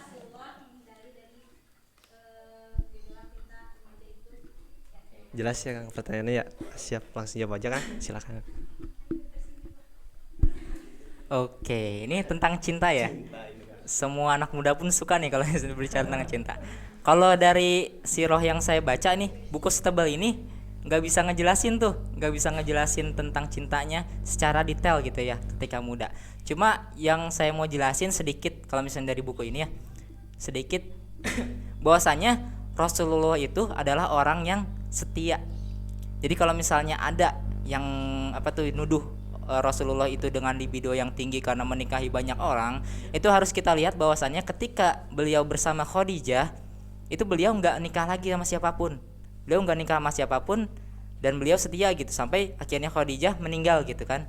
Khadijah meninggal, barulah beliau menikah dengan istri-istri yang lainnya. Itu pun menikah dengan istri-istri yang lainnya pun itu tuh dengan ada pelajarannya tersendiri. Jadi nggak begitu aja nikah kapadu nugelis gitu, padu saya suka dia nikahin nggak kayak gitu. Itu ada hikmahnya tersendiri gitu kalau misalnya kita mau cari. Adapun kalau misalnya seputar cinta yang diajarkan oleh Islam, saya nggak mencontohkan Rasulullah karena Rasulullah kalau dibaca-baca sih kurang gitu. Kalau misalnya penjelasan tentang cintanya itu lebih ke pelajaran secara umumnya gitu, walaupun buku setebal ini nggak ngejelasin secara detail, cuma itu dijelasin secara detail di bukunya Salim Afilah. Judulnya itu adalah Jalan Cinta Para Pejuang. Itu kalau kalian mau baca, itu keren banget. Intinya gini, yang mengemukakan cinta atau definisi cinta itu udah banyak banget diutarain oleh para ilmuwan-ilmuwan lah gitu dibilangnya. Di antaranya oleh Robert J. Sternberg. Jadi dia itu orang Amerika, mengemukakan sebuah teori yang dalam bukunya itu dinamakan Trilogy Theory of Love, katanya gitu. Trilogy Theory of Love. Kalau di bahasa Indonesia itu apa? Teori segitiga cinta gitu ya kalau di bahasa Indonesiain. Itu karena emang di dalam teori tersebut ada 3 kandungan yang menurutnya itu adalah definisi cinta. Yang pertama itu ada yang namanya cinta itu terdiri dari astagfirullahaladzim, ada komitmen, terus ada komitmen, terus astagfirullah saya lupa. Padahal gampang banget nih. Komitmen, terus kalau gairah itu apa sih namanya? Bahasa Inggrisnya? Bukan, bahasa Inggrisnya. Bahasa Inggrisnya. Komitmen, gairah, sama persahabatan lah gitu intinya. Nah, tiga hal ini. Kalau misalkan yang pertama itu, saya lupa lagi yang namanya. Pokoknya intinya cinta itu terbentuk dari suatu keinginan untuk, mohon maaf ya, seks. Terus yang kedua itu suatu keinginan untuk kebersamaan, untuk sekedar bersama gitu ya. Kayak misalnya jalan-jalan, ketemu gitu ya, perasaan kangen. Terus yang ketiga adalah karena komitmen. Nah itu, cinta itu terdiri dari tiga hal itu. Kalau misalnya nggak ada unsur ketiganya, itu berarti itu bukan cinta, katanya gitu. Kalau misalnya cuma unsur yang pertama, itu dia tuh cuma cinta buta kalau nggak salah. Bukan, cinta kosong. Karena dia cuma pengen cuma pengen seksnya doang. Terus kalau misalnya dia cuma yang kedua, itu berarti dia itu cinta kosong gitu. Kenapa? Karena tanpa seks dan tanpa adanya kejelasan, tanpa komitmen, tanpa adanya ikatan. Terus kalau misalnya dia cuma yang ketiga doang, itu berarti cinta buta gitu. Karena nggak ada apa-apa selain komitmen, katanya gitu. Dan kalau misalnya ditelaah lagi di buku Jalan Cinta Para Pejuang itu, ada orang Amerika, saya lupa lagi namanya juga siapa, pokoknya suami istri, dia udah tua, udah punya anak dan punya banyak cucu. Ditanya apa yang membuat dia kuat dengan cintanya sehingga punya anak, punya cucu sebanyak ini. Nggak ada kata lain yang diucapkan selain komitmen. Cuma itu. Jadi kalau misalnya di Islam itu sebenarnya nggak ada kata lain iwalti komitmen. Karena kalau misalnya berbicara cantik, itu pasti bakalan ada cantik-cantik yang lainnya gitu. Terus kalau misalnya kita berbicara tentang kenyamanan gitu ya, rasa ingin ketemu terus gitu ya, rasa kangen, itu ada bosannya. Jadi kalau misalnya kita komitmen, kita akan berusaha sebagaimana mungkin bahwasanya kita harus tetap teguh seperti itu. Jadi intinya cuma satu kalau di Islam itu, yaitu adalah komitmen. Jadi kayak gitu. Adapun kalau misalnya kita mau cari pasangan, kita nggak boleh terjun kayak tadi saya bilang ya, cinta duluan gitu. Kalau misalnya udah jatuh cinta duluan, itu repot tadi tuh nak. Soalnya buta, soalnya nggak lihat gitu kan. Baiknya apa? Baiknya itu kita milih yang paling baik nasabnya, supaya bisa nggak malu-maluin gitu kalau misalnya nanti ke anak kita. Terus yang paling baik ilmunya, supaya apa? Supaya bisa ngajarin anak-anak kita nanti yang baik gitu kan. Kalau misalnya seorang istri supaya bisa ngajarin anaknya, karena kan kalau misalnya istri itu kan al ummu madrasatun ula. Jadi ibu itu adalah madrasah pertama bagi anak-anaknya. Kalau misalnya laki-laki, karena dia adalah pemimpin, dia harus bisa mengarahkan anggota keluarganya kepada jalan yang benar gitu. Makanya itu cinta itu harus milih, nggak boleh terjerumus gitu karena cinta duluan. Kalau udah tercinta duluan itu biasanya repot gitu, repot karena urusan hati. Padahal kalau misalnya kita milih pun nantinya juga pasti bakal cinta gitu, asal kita ridho gitu. Gitu sih, Allahu a'lam. Ya baik, itu tentang cinta barangkali ya, Teh Wulan. Berarti cinta itu memilih gitu kan, memilih, dan komitmen juga memilih ya, memilih nasab, memilih ilmu, dan memilih akhlaknya gitu. Cari yang paling baik lah, ataupun yang terbaik gitu. Selanjutnya yang lain barangkali silakan kita sharing-sharing aja dulu. Kalau misalkan ada apalagi, kalau misalkan ada terlewat atau apapun itu silakan gitu. Yang lain diskusi tentang muda ala Rasul untuk saat ini ya, silahkan. Oh iya, mungkin kan di yang tadi juga ya, kita kan masih muda gitulah, kita udah tahu gitu kan, ketika kita harus mempunyai kesabaran, ketika kita harus mempunyai kepemimpinan di dalam suatu organisasi maupun di lingkungan dan apapun itu ya Kang. Nah berarti Kang, ketika Rasul memberikan sifat-sifat itu ataupun memberi contoh lah kepada kita gitu kan, tetapi sebagai saya gitu yang mungkin jauh kalau misalkan dibandingkan dengan Rasul gitu ya Kang, bagaimana gitu cara saya ataupun cara orang gitu bisa berperilaku seperti minimalnya kesabaran ya Kang, Mungkin seperti itu Kang. Jadi maknanya ataupun apa gitu biar kita tuh terus sabar gitu.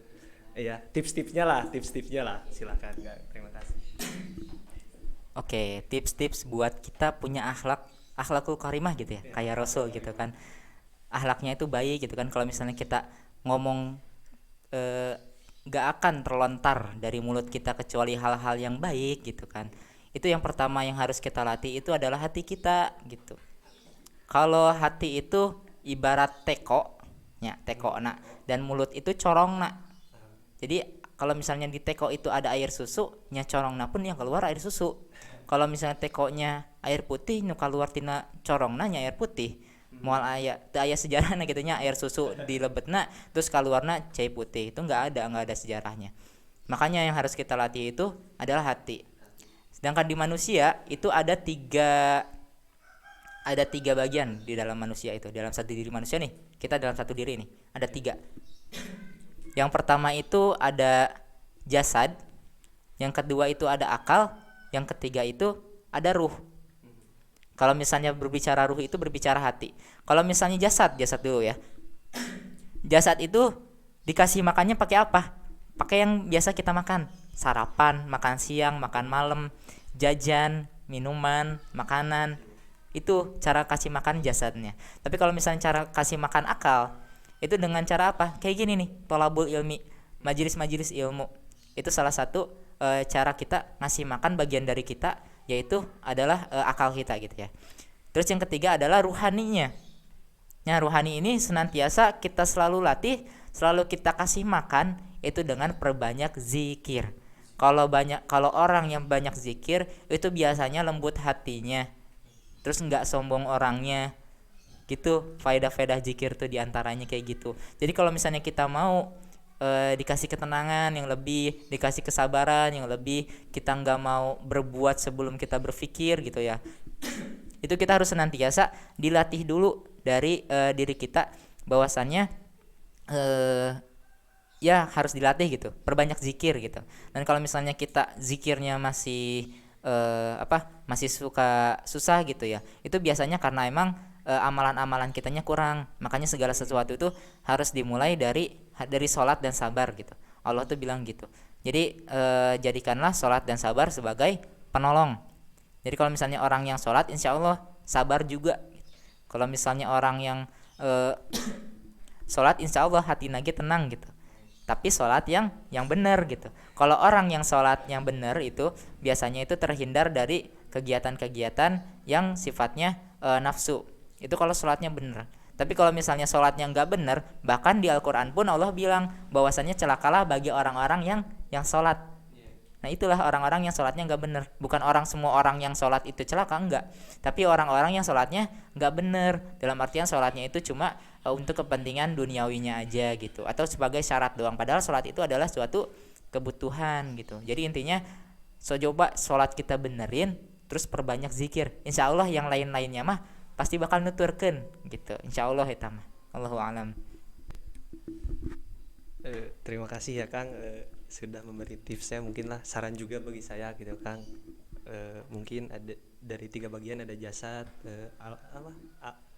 akal sama roh ya kan. Dari jasad berarti berbentuk fisik ya. Untuk akal sendiri berarti talabul ilmi, dan untuk roh sendiri kita berzikir. Itu tips untuk kesabaran mungkin ya Kang. Untuk selanjutnya silakan. Silakan teh. Assalamualaikum warahmatullahi wabarakatuh. Waalaikumsalam. Perkenalkan, nama saya Winda Bujayanti.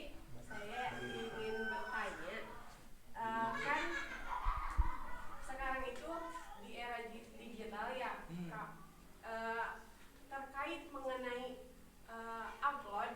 Nah, kan sekarang itu banyak nih teman-teman, baik itu saya pribadi juga, misalnya yang mengupload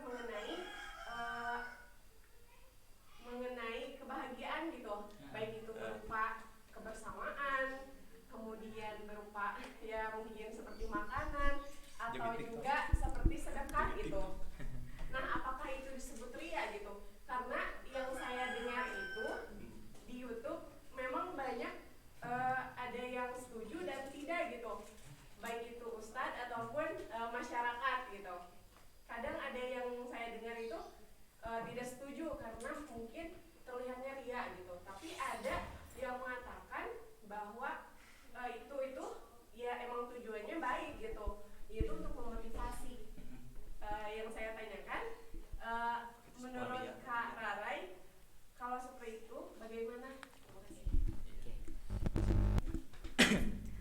Kalau gitu gampang aja sih, kita lihat di hadis arba'in nomor 1. Hadis nomor 1. Bahkan di di kitab-kitab hadis yang lainnya pun sering kali dijadikan nomor 1 buat awalnya. Innamal a'malu bin niat. Jadi segala sesuatu teh tergantung niat kita gitu. Sebenarnya bukan cuma ngupload hal-hal yang baik aja. Yang nggak boleh itu ketika kita misalnya ngupload makanan atau makan makanan yang enak, itu di depan orang yang kelaparan, itu nggak boleh. Kita bilang misalnya kita nih di depan orang sakit, aduh enak bisa kikian, nah itu nggak boleh. Itu ada riwayatnya, itu nggak boleh. Terus kita ketawa-ketawa di depan orang yang bersedih, itu kita nggak boleh. Makanya kalau misalnya di rumah duka itu kita nggak boleh ketawa-ketawa gitu kan. Nah itulah yang nggak boleh. Kalau misalnya kita ngupload di IG itu kan nggak khusus buat 1 orang 2 orang, umum ya. Kalau misalnya orang yang mau nyari itu berarti bakal kelihatan itu, kalau misalnya nggak nyari berarti enggak gitu kan. Kalau misalnya kita umum gitu, kita niatnya buat dakwah atau sekedar buat buat lihat ini loh wajah HMPAP yang ceria, HMPAP yang aktif gitu, sehingga itu menjadi doa gitu, yang diharapkan untuk menjadi doa untuk keberlangsungan HMPAP di periode-periode yang lainnya gitu kan. Nah itu boleh. Kenapa? Karena niatnya untuk doa. Termasuk kayak punten. Kalau misalnya saya pribadi mah nggak apa-apa gitu ya, yang namanya ngupload kayak gitu teh. Cuma emang banyak orang yang mempermasalahkan hal itu, termasuk dalam hal takbiran nih, takbiran. Takbiran itu kan kalau misalnya di Arab ya, atau di zaman Rasulnya itu emang takbiran itu di rumah masing-masing, diam di rumah masing-masing gitu kan, zikirnya di rumah masing-masing, amalan-amalannya di rumah masing-masing. Tapi kalau misalnya di daerah yang dekat sama Eropa, di Syam kalau nggak salah tuh, ulama sana tuh gemarnya itu kalau takbiran itu kayak di kita nih, kayak di Indonesia di masjid gitu kan, bahkan ada yang konvoy gitu kan. Nah itu bukannya riya, bukannya gimana, tapi itu adalah dakwah. Itu adalah dakwah, itu syiar. Bagian kalau syiar itu nggak apa-apa. Dan kembali lagi ke niat kita, apakah niat kita buat mendoakan HMPAP itu sendiri supaya punya wajah yang selalu seperti ini seterusnya, ataukah ada maksud-maksud yang kurang baik lainnya. Kalau misalnya maksud-maksudnya yang kurang baik ya berarti jangan, itu berarti kita salah. Tapi kalau misalnya maksud kita baik ya berarti terusin aja gitu. Tapi misal gini, saya kan berniat untuk misalnya memotivasi, tapi kan sebagai manusia kita juga pasti mempunyai rasa-rasa nantinya baper atau gimana gitu kan, pengen dipuji atau gimana gitu. Nah kalau seperti itu bagaimana? Tapi kan awalnya itu niatnya memang memotivasi. Tapi karena kita manusia, kita juga gak bisa istilahnya gak bisa pergi dari rasa itu. Oke. Gimana cara nyikapinnya supaya kalau misalnya kita tahu itu ada hal yang nggak baik gitu ya, terus kita mau ngasih tahu, terus kan kalau manusiawinya gitu ya, kalau misalnya orang ngasih tahu, terus kan otomatis bakal mikir, oh iya aku benar juga ya gitu kan, oh iya dia salah nih, aku lagi ngomongin nih, pasti sok kayak kepikiran kayak gitu ya. Takutnya itu kita termasuk orang yang takutnya jadi ria, takutnya jadi ngerasa sombong akan kebisaan diri sendiri. Nah makanya itu kalau misalnya di Islam itu diajarkan atas segala sesuatu perkara itu dikembalikan lagi kepada Allah. Kalau misalnya kita mau ngasih tahu orang, hey Allah kayaknya nggak suka deh kalau misalnya kayak gini. Kalau nggak misalnya gini, kalau saya sih ngepikirannya kayak gini, terus pokoknya pakai nama Allah aja. Jadi Rasul itu nggak suka hal sama jahiliyah itu dulu ketika mereka bersumpah atas nama Lata dan Uzza. Makanya kalau misalnya di Islam itu suka diparibahasakan demi Allah gitu. Nah itu boleh kalau kayak gitu. Nah kalau misalnya Islam juga, makanya kita mah nggak boleh kalau misalnya ke orang lain, hey cantik banget sih gitu. Tapi nggak boleh, tapi harus ada kata Allahnya dulu, karena emang dia cantik itu karena karunia Allah, bawakan Allah gitu dalamnya. Kalau misalnya kita lihat nih orang nih kagum, orang lewat ganteng banget atau cantik banget gitu ya, terus kita kagum, kita bilang wih si eta cantik banget, punten itu teh makanya sok aya orang-orang nu terkena penyakit ain teh mata jahat. Jadi bahayanya itu justru lebih bahaya daripada sihir, lebih bahaya daripada sihir yang namanya ain itu. Kalau misalnya ya, itu mah nanti kalian lihatlah gitu bahaya ain itu jelas lebih bahaya daripada sihir. Kenapa? Karena dia bisa dari orang lain atau dari dirinya sendiri. Ketika ngaca, ih aku cantik banget gitu, cantik banget atau gimana, terus sok muncul sok aya jadi sakit, sok jadi jerawatan, sok jadi kumaha, tak eta salah satunya kayak gitu. Atau bahkan sampai ada yang linglung gitu, kayak orang kesurupan. Itu kalau misalnya udah parah banget. Bahkan dalam suatu keterangan dibilang bahwasannya Rasulullah SAW bersabda, penyakit apa tuh kematian seseorang ya yang lebih banyak terjadi setelah takdir itu adalah karena penyakit ain. Itu saking bahayanya ain.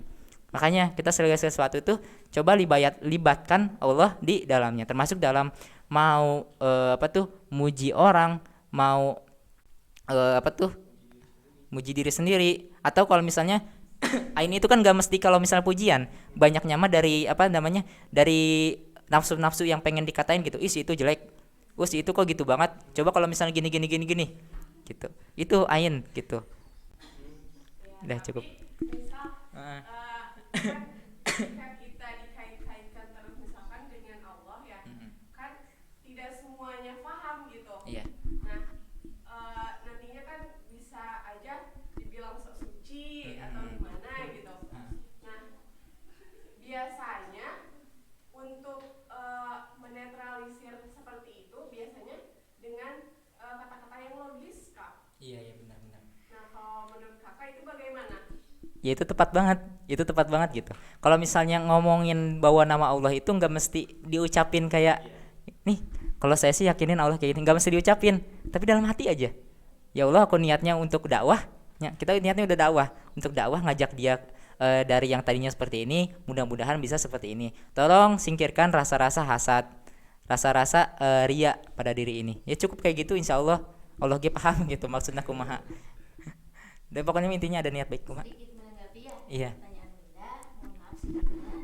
Jadi seperti ini, untuk memang era digital sekarang kan sudah semakin canggih gitu kan, kita bisa mengakses apapun sosial media gitu.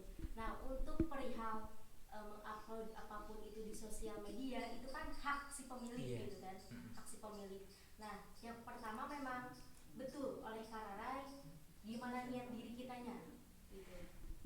Apakah niatnya pada kebaikan atau keburukan? Kalau misalkan kita niat kepada kebaikan, ya sok-sok aja gitu. Dan yang menanggapinya juga harus bersikap ya diharapkan untuk husnudzon gitu. Jangan suudzon seperti itu. Oke. Lagi ya, tambahan dikit aja lagi gini.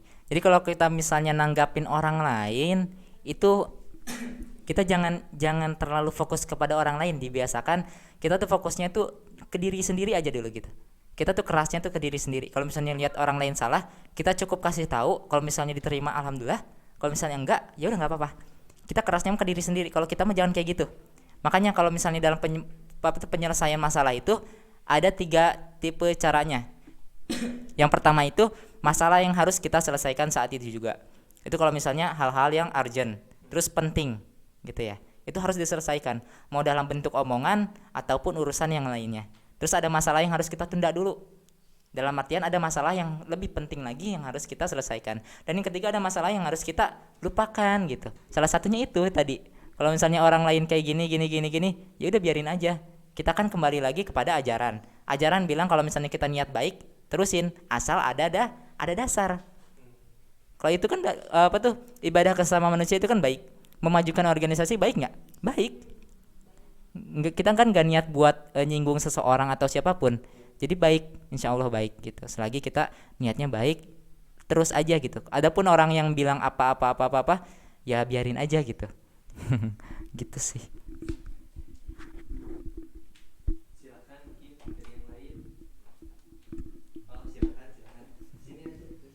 Assalamualaikum warahmatullahi wabarakatuh. Waalaikumsalam warahmatullahi wabarakatuh. Bertanya sebelumnya menyambung tadi penyakit ain ya. Iya. Bisa menyambung juga tadi yang media sosial. Kan banyak gitu ya. Kita misal scroll IG, scroll TikTok, itu banyak orang yang sudah menutup aurat, dikerudung gitu kan, misal bajunya panjang, pakai celana gitu, pakai rok misal, tapi masih melakukan hal-hal yang misal katakanlah joget seperti itu. Nah, ada orang yang misal menurut saya aurat itu apa sih gitu kan? Apakah hanya sebatas baju? Kan ada ya jumhur ulama sekarang menyetujui bahwa aurat itu menurut Imam Syafi'i menutup seluruh badan kecuali telapak tangan dan muka. Nah, apakah kayak rasa malu dalam diri kita juga termasuk aurat, ataukah aurat itu hanya ada di badan gitu kan? Bagaimana cara menanggapi hal seperti itu? Soalnya kan dulu pada zaman misal Kiai Haji Hashim Asy'ari misalnya kan banyak orang yang misal pakai kerudung rambutnya masih kelihatan seperti itu. Bagaimana pendapat Kak? Terima kasih. Oke, terima kasih pertanyaannya, Masya Allah luar biasa sekali. Ini mohon maaf, saya nggak akan saya jujur aja kalau misalnya ditanya untuk apa tuh namanya kayak yang kebijakannya kayak gimana gitu ya. Mohon maaf, saya nggak berani bilang bahwasannya aurat itu harusnya kayak gini. Soalnya saya juga pribadi masih belajar gitu. Cuma yang saya tahu kalau rasa malu itu adalah mahkota bagi perempuan gitu. Jadi sudah sebagaimana harusnya perempuan itu mengutamakan rasa malunya. Adapun kalau misalnya aurat yang saya tahu itu adalah pakaian yang saya tahu ya, pakaian yang menutupi bagian tubuh. Kalau misalnya Imam Syafi'i, tapi kalau misalnya yang saya pelajarin Imam Syafi'i itu justru disunahkan pakai niqab. Iya, Imam Syafi'i itu justru disunahkannya pakai niqab. Cuma emang dalam prakteknya di Indonesia itu jarang ada yang pakai niqab. Tapi mazhabnya Imam Syafi'i. Makanya kalau kata Gus Baha itu katanya di Indonesia itu aneh katanya. Ongko mazhabnya Imam Syafi'i kan kan disunahkan, tapi banyaknya yang enggak gitu. Sedangkan yang enggak itu adalah Imam Hanafi katanya gitu. Yang enggak itu Imam Hanafi katanya. Nah, makanya ini masih jadi masih jadi bahan perbincangan gitu. Cuma enggak arjen banget. Pokoknya kenapa perempuan itu disunahkan buat, kan kalau misalnya yang jarang di niqab itu kan sunnah untuk menghindari fitnah ya, Fitnah itu enggak mesti hal-hal yang bersifatnya syahwat. Jadi kayak misalkan perempuan mau lewat laki-laki nih yang tadinya enggak di niqab terus pakai niqab, supaya apa? Supaya terhindar dari fitnah. Itu bisa dibilang kayak gitu. Tapi ada juga perempuan, mohon maaf, yang rupanya kurang baik gitu ya. Itu juga sebenarnya untuk menghindari fitnah gitu, supaya enggak dicela. Karena fitnah itu ada dua, ada fitnah yang baik, ada fitnah yang buruk. Kan fitnah itu cobaan. Fitnah itu kan cobaan artinya. Kullu nafsin za'iqatul maut wa nabluukum bisyarri wal khairil fitnah. Jadi bisa fitnah berupa yang baik ataupun yang buruk gitu. Adapun kalau misalnya aurat itu adalah apa gitu, mohon maaf saya nggak bisa jawab. Mohon maaf. Mungkin Teteh punya jawabannya sendiri, bisa di-share ke sini.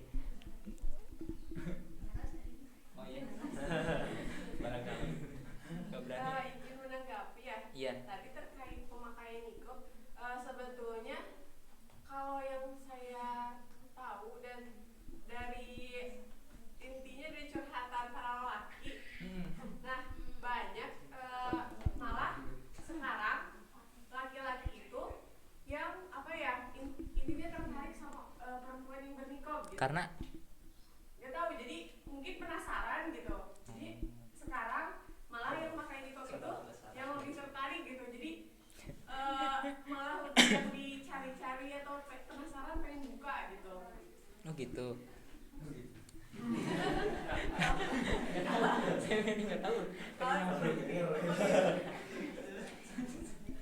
Berarti kayak misalkan gini ya.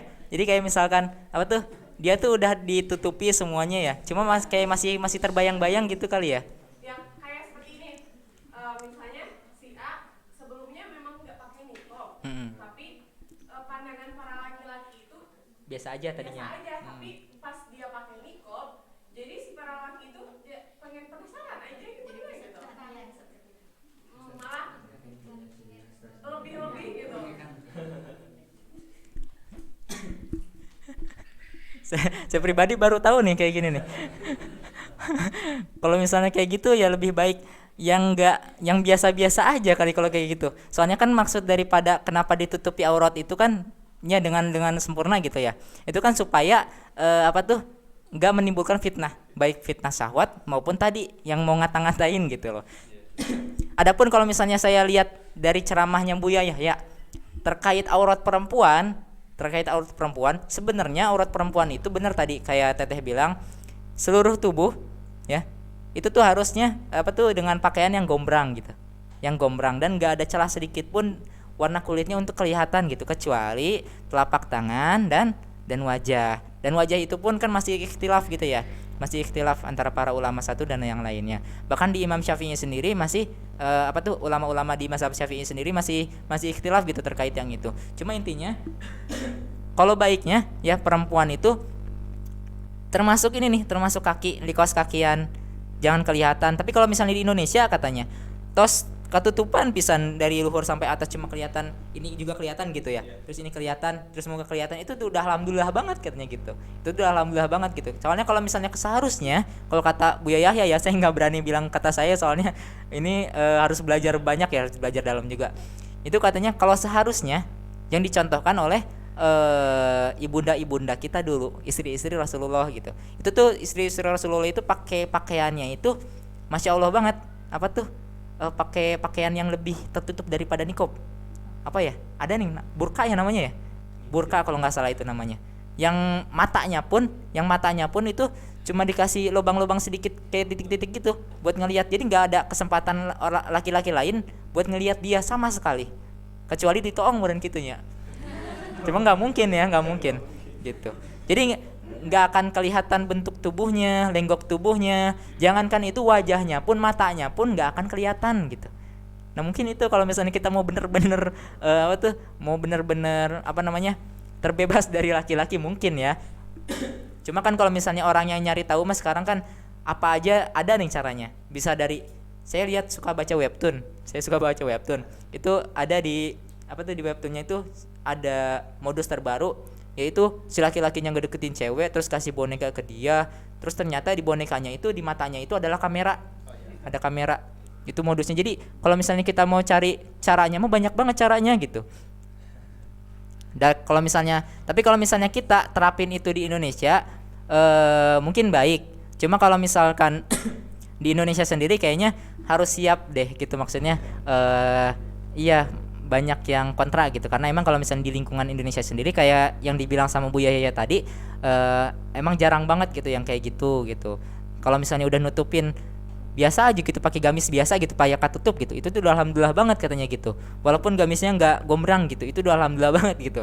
Kalau bagusnya kan gombrang ya, biar nggak kelihatan bentuk tubuhnya apapun gitu, supaya biar nggak bisa dibayangin gitu. Soalnya kalau laki-laki itu dalam suatu keterangan dibilang, kalau aja perempuan ngerasain 1 hari aja pakai matanya laki-laki, itu nggak akan kuat, karena emang bandel banget ini matanya, bandel banget. Semua laki-laki pun kayak gitu, bandel banget matanya. Makanya kalau misalnya ditutup, itu harus ditutupnya tuh bener-bener jangan ada celah gitu. Soalnya ini tajam banget nih matanya gitu. Mau disengaja mau nggak sengaja gitu, ini tajam banget gitu. Jadi bahayalah gitu. Apalagi kalau misalnya perempuan dilihat dari fitrahnya ya, yang pengen terlihat cantik gitu, itu kayaknya susah deh kalau misalnya harus bener-bener baik gitu. Makanya kalau ada baiknya itu kan laki-laki itu jaga pandangannya, perempuan jaga auratnya. Adil kan? Sepakat ya? Adil, sepakat, adil gitu. Itu baru indah gitu. Nggak akan ada yang namanya sih itu lebih cantik ya kalau di nikob, lebih wah gitu, lebih gimana. Nggak akan ada kayak gitu. Kalau laki-lakinya mau jaga pandangan, perempuannya biarin tutup aurat kayak gimana pun caranya. Laki-laki juga berusaha gitu jaga pandangan. Kalau misalnya ketemu perempuan, tundukin pandangan, jangan malah diginiin. Udah ngaleok ka ditu ge angger ditinggalikan dari belakang. Kan sok gitu laki-laki mah. Astagfirullah. Ya gitu pangintennya kalau untuk laki-laki. Itu terkait aurat, soalnya emang kalau misalnya berbicara syahwat sendiri itu kalau kata ada keterangannya itu salah satu cobaan terbesar bagi laki-laki itu perempuan. Dan cobaan terberat dari perempuan itu adalah perasaannya sendiri, buah perasaan mau dipuji, buah perasaan mau ditinggalikan gitu. Jadi harus kita sepakati dari sekarang, kita sama-sama berusaha. Laki-laki yuk kita jaga pandangannya, perempuan yuk kita jaga auratnya. Udah gitu adil, insya Allah gak akan ada yang kayak gitu lagi gitu, insya Allah. Tapi terkait jaga pandangan ya Kak,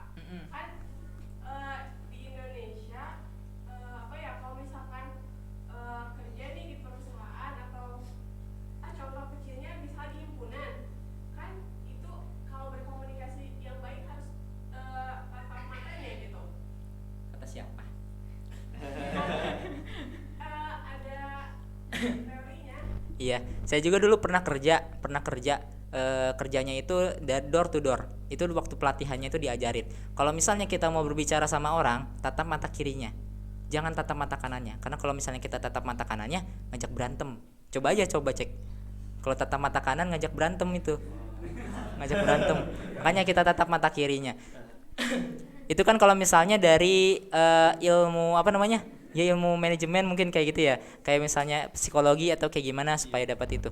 Tapi kan kalau misalnya kita kan sekarang lagi kajian ya, lagi ngobrolin tentang Islam. Kalau misalnya kita mandang mata lawan jenis gitu ya, itu punten-punten nanti ada bisanya dari mata terus yang lainnya gitu loh. Kayak gitu loh. Paham nggak? Kalau misalnya lihat baiknya, lebih baik sekarang kita milih aja gitu. Lebih baik mana antara kita ikutin teori tersebut sama teorinya yang udah diajarin gitu. Kan geus puguh. Tos puguhnya. Kalau misalnya jaga pandangan udah puguh eta mah tos aya keterangannya gitu. Kalau misalnya harus tatap mata orang gitu ya kita hindarin lah kalau misalnya lawan jenis gitu. Itu makanya kenapa kalau misalnya bagi kalian yang kaum punten-punten ya, ini mah bukan enggak nyentil siapapun gitu ya. Bagi kalian yang pengen dibilang bahwasannya kesetaraan gender itu baik gitu ya, cewek ngangkat galon, cewek kerja gitu kan dan lain sebagainya, kalau saya lebih ke meyakini bahwasannya kita baik itu pada posisi kita masing-masing gitu. Jadi kalau misalnya laki-laki kerja, cewek juga bisa kerja berorganisasi kayak gini. Cuma nanti kalau misalnya udah kembali lagi ke rumah, itu kalau bisa sih jadi madrasatun ulanya lagi buat anak-anaknya gitu. Kenapa? Karena kalau misalnya anak-anak yang laki kerja, cewek kerja gitu kan, ntar yang anaknya yang perhatiinnya siapa?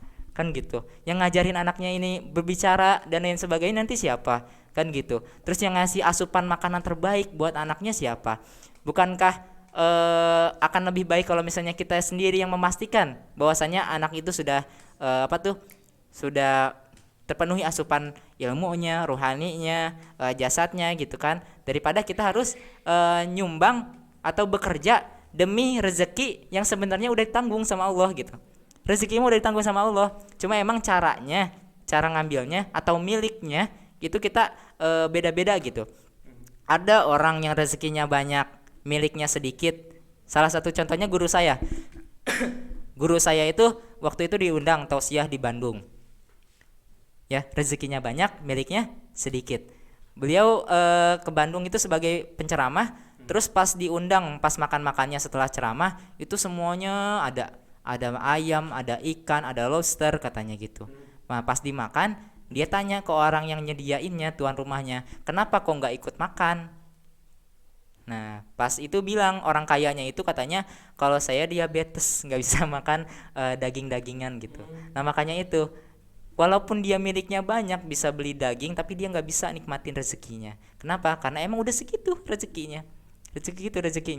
Adapun guru saya walaupun nggak banyak uangnya tapi rezekinya banyak gitu. Ada juga orang yang rezekinya banyak, miliknya banyak, orang yang miliknya sedikit orang yang miliknya banyak rezekinya sedikit. Salah satu contohnya orang yang seperti itu dan lain sebagainya gitu.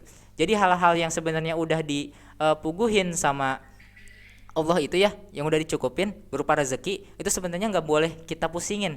Yang harus kita pusingin itu gimana cara kita ngelola apa yang kita milikin sekarang. Kita punya uang mau dikemanain? Kalau misalnya kita jajan bakso, nya bakal jadi segumpal daging terus dijadiin plung gitunya kabalong gitunya. Itu kalau misalnya kita mau kayak gitu. Tapi kalau misalnya kita sedekahin, bisa berupa air untuk pesantren, untuk masjid, atau sekedar uang untuk orang yang membutuhkan, itu kan akan terus berlanjut untuk membantu pendidikan itu kan akan terus berlanjut gitu. Beda gitu. Jadi sebenarnya ya gitulah, bisa dipahami ya kayak gitu.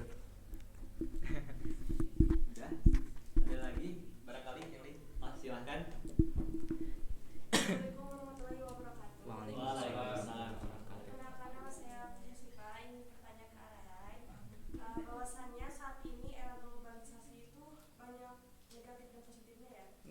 Untuk negatifnya, budaya dari luar itu masuk ke Indonesia dan tidak semua orang Indonesia itu mampu menyarinya. Nah, salah satu fenomena saat ini itu anak muda itu digandrungi K-pop, K-pop. ya kayak drama atau Bisa Blackpink. boy group gitu. Nah, pendapat kakak dan pendapat secara Islam, hal itu tuh diperbolehkan atau tidak? Kalau misalnya diperbolehkan, batasan seperti apa yang harus dilakukan untuk tidak berlebihan? Oke, izin menjawab ya. Saya tapi nggak akan detail banget soalnya saya kurang paham gitu maksudnya. Nggak masuk wilayah saya gitu. Di LDK sendiri itu ngadain waktu tahun kemarin tuh. Ada apa dengan Korea? Kita ngadain seminar kayak gitu. Itu buat ngebahas apa tuh karena emang banyaknya anak muda yang terjaring buat di K-pop itu sendiri gitu. Adapun kalau misalnya menurut saya ya, menurut saya pribadi ya, mohon maaf nih kalau misalnya ada salah dan tolong diingatkan kalau misalnya saya salah. Kalau menurut saya sih boleh-boleh aja untuk sebagai hiburan. Tapi ada batasan-batasannya. Kan kalau K-pop itu kan drama-dramanya itu punten-punten sok lebih dekat gitu ya daripada drama yang ada di Indonesia gitu kan. Indonesia pun ketularan nih sekarang nih, ketularan. Gitu kan. Nah, kalau misalnya kayak gitu untuk sekedar hiburan aja boleh, tapi jangan sampai aduh aku nggak bisa tidur kalau belum nonton opa gitu ya. Aku nggak bisa makan kalau nggak ditemenin sambil nonton opa gitu. Dan yang lainnya itu kalau bisa jangan gitu. Karena dalam suatu keterangan juga dibilang bahwasanya nanti di yaumil akhir nanti kita itu akan bersamakan lagi sama orang-orang yang kita kagumi atau orang-orang yang sefrekuensi sama kita gitu. Jadi bakal disamain lagi gitu. Makanya sok aya bukan paribasa ya, emang ada keterangannya bahwasanya jodoh yang baik itu kepada orang yang baik, laki-laki yang baik kepada perempuan yang baik, dan begitupun sebaliknya gitu kan. Nah, itu pun begitu gitu. Jadi segala sesuatu itu ada hukum sebab akibatnya dan terus menjalar gitu sampai kita mati gitu. Jadi nggak ada yang namanya kalau misalnya kita berbuat buruk tungtungna surga, jadi nggak ada gitu. Makanya yang harus kita biasain adalah hal-hal yang baik aja gitu. Kalau misalnya kita rasa K-pop itu baik, nyesok gitu. Cuma kade batasan-batasannya ya. Jangan nonton yang lagi sosor-sosoran gitu, jangan. Yang lagi peluk-pelukan jangan, di skip aja lah gitu. Ada nggak sih kalau misalnya drama yang itu yang udah disensor kayak gini, ada nggak sih? Atau semuanya pure gitu? Nggak ada ya. Jadi nggak kayak TV gitu ya. Kalau TV kan suka ada sensornya gitu ya. Oh gitu.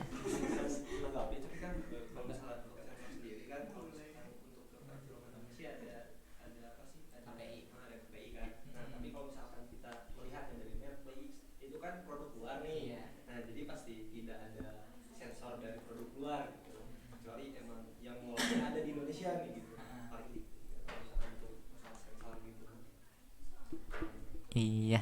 Sebenarnya nggak ada solusi yang lebih baik daripada kita membiasakan diri untuk menyukai hal-hal yang baik. Sebenarnya gitu aja sih. Kalau misalnya kita kekeh nih mau nyukain Korea tapi kita pengen ngehalalin Korea, itu bingung juga gitu, maksain gitu.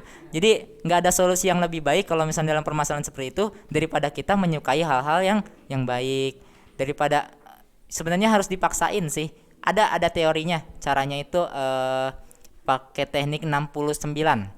Coba dalam 69 hari teteh jangan nonton drakor.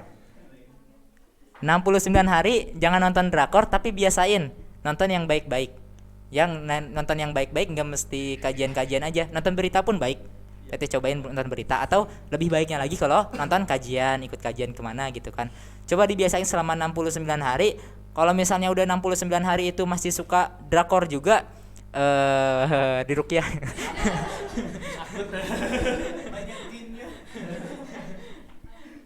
Ya gitu Reina. Iya. Saya bertanya tadi kan disebutkan tahapnya 69 hari. Apa yang menjadi dasar ditentukan 69 hari? Oke, itu sebenarnya bukan kata ulama atau dari sunnah Rasul. Itu dari ilmuwan aja. Ada teorinya, saya pernah baca bukunya. Teknik 69 namanya. Itu buat kita kalau misalnya kita rasa hidup kita kurang faedah, kalau misalnya kita rasa hidup kita kurang baik, kita bisa memulai hidup kita yang lebih baik lagi dengan cara meninggalkan kebiasaan-kebiasaan kita yang dulu terus kita masukkan kebiasaan kita yang pengen kita istiqomahkan selama 69 hari non-stop. Itu insya Allah nantinya itu akan jadi kebutuhan. Pembagiannya itu 20 hari. Kita jadi fase di mana kita susah gitu ngelepasin. Terus 20 hari adalah fase di mana kita membiasakan kebiasaan baru kita, dan sisanya itu adalah kayak nge-save memori gitu dalam otak bahwasanya inilah kebiasaan kita. Itu kayak gitu. Iya, sama-sama. Oh, silakan. Izin menanggapi ya. Iya, silakan. Assalamualaikum warahmatullahi wabarakatuh. Waalaikumsalam warahmatullahi wabarakatuh. Saya izin menanggapi tadi pertanyaan si Teh Husnu ya. Saya itu di pesantren pernah kejadian seperti ini ya. Jadi ada sekelompok santri ya, santriwati ya. Santriwan itu santriwati. Dia itu tergila-gila kepada K-pop atau apalah itulah. Songhong Rumehong Nugar itulah. Seperti itu.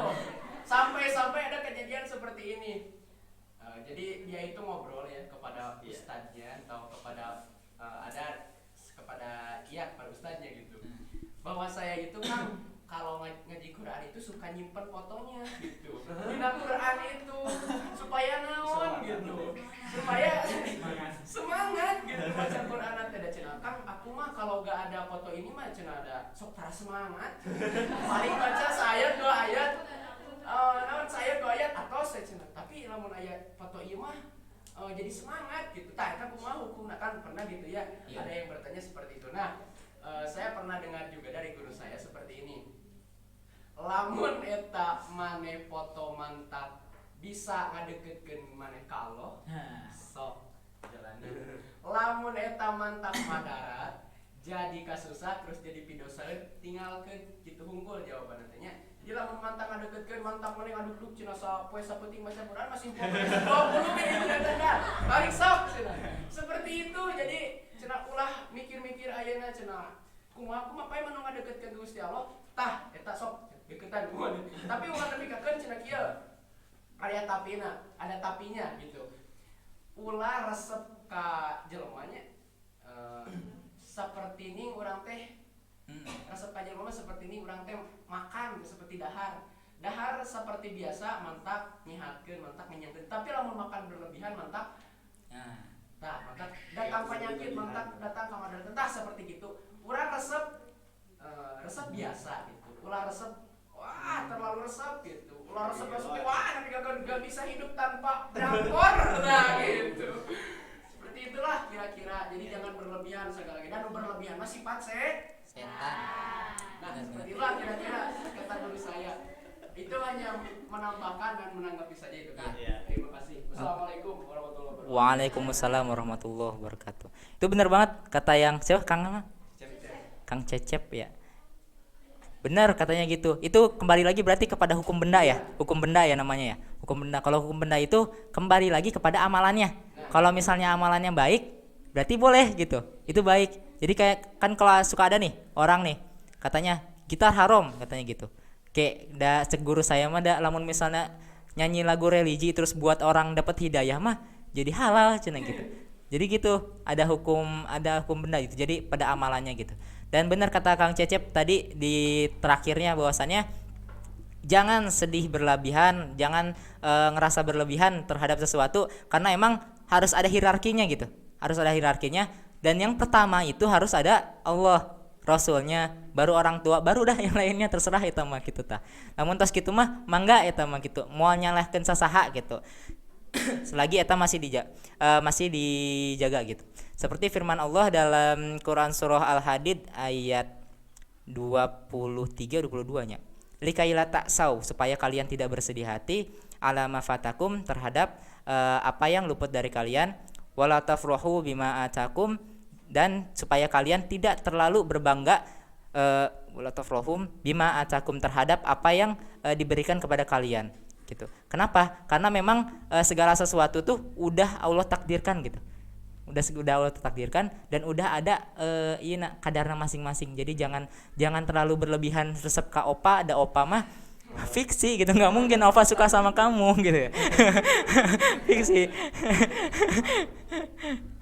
Gitunya. Yang gitu sih mungkin Bisa dilanjut ke moderator. Baik, terima kasih ya kepada seluruh narasumber, kepada seluruh peserta yang sudah menanyakan, mungkin berdiskusi kali ini yang luar biasa sekali ya Kang.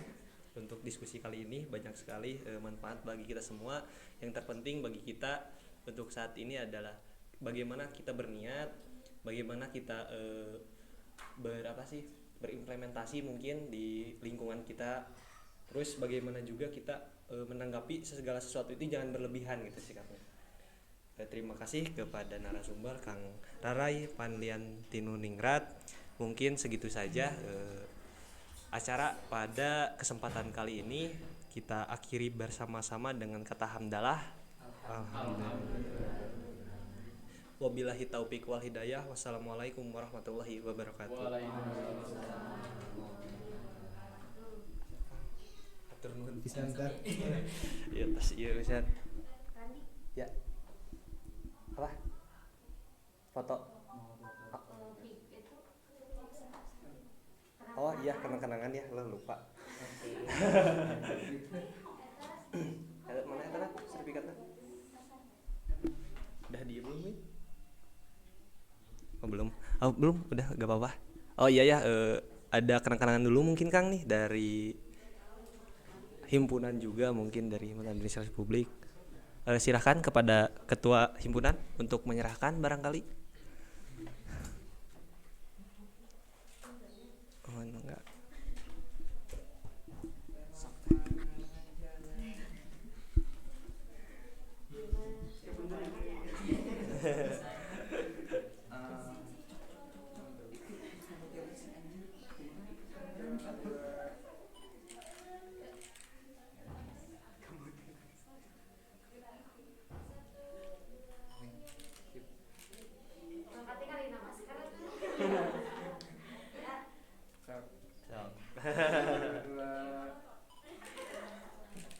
Dibuka mungkin Bu, pilih pada iya.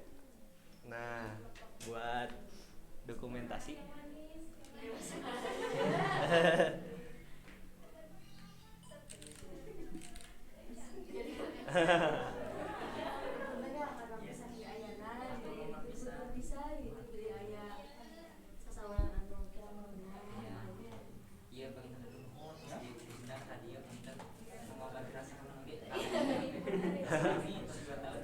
Oh, mohon.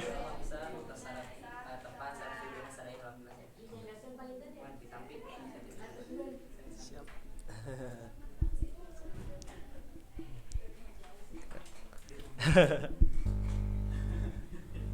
Ya, itu sedikit saja mungkin kenang-kenangan buat buat narasumber kita yaitu Kang Raray Panlian Tinuningrat. Sekian membawa saya Randi Caturangga Nasrullah undur pamit. Wassalamualaikum warahmatullahi wabarakatuh.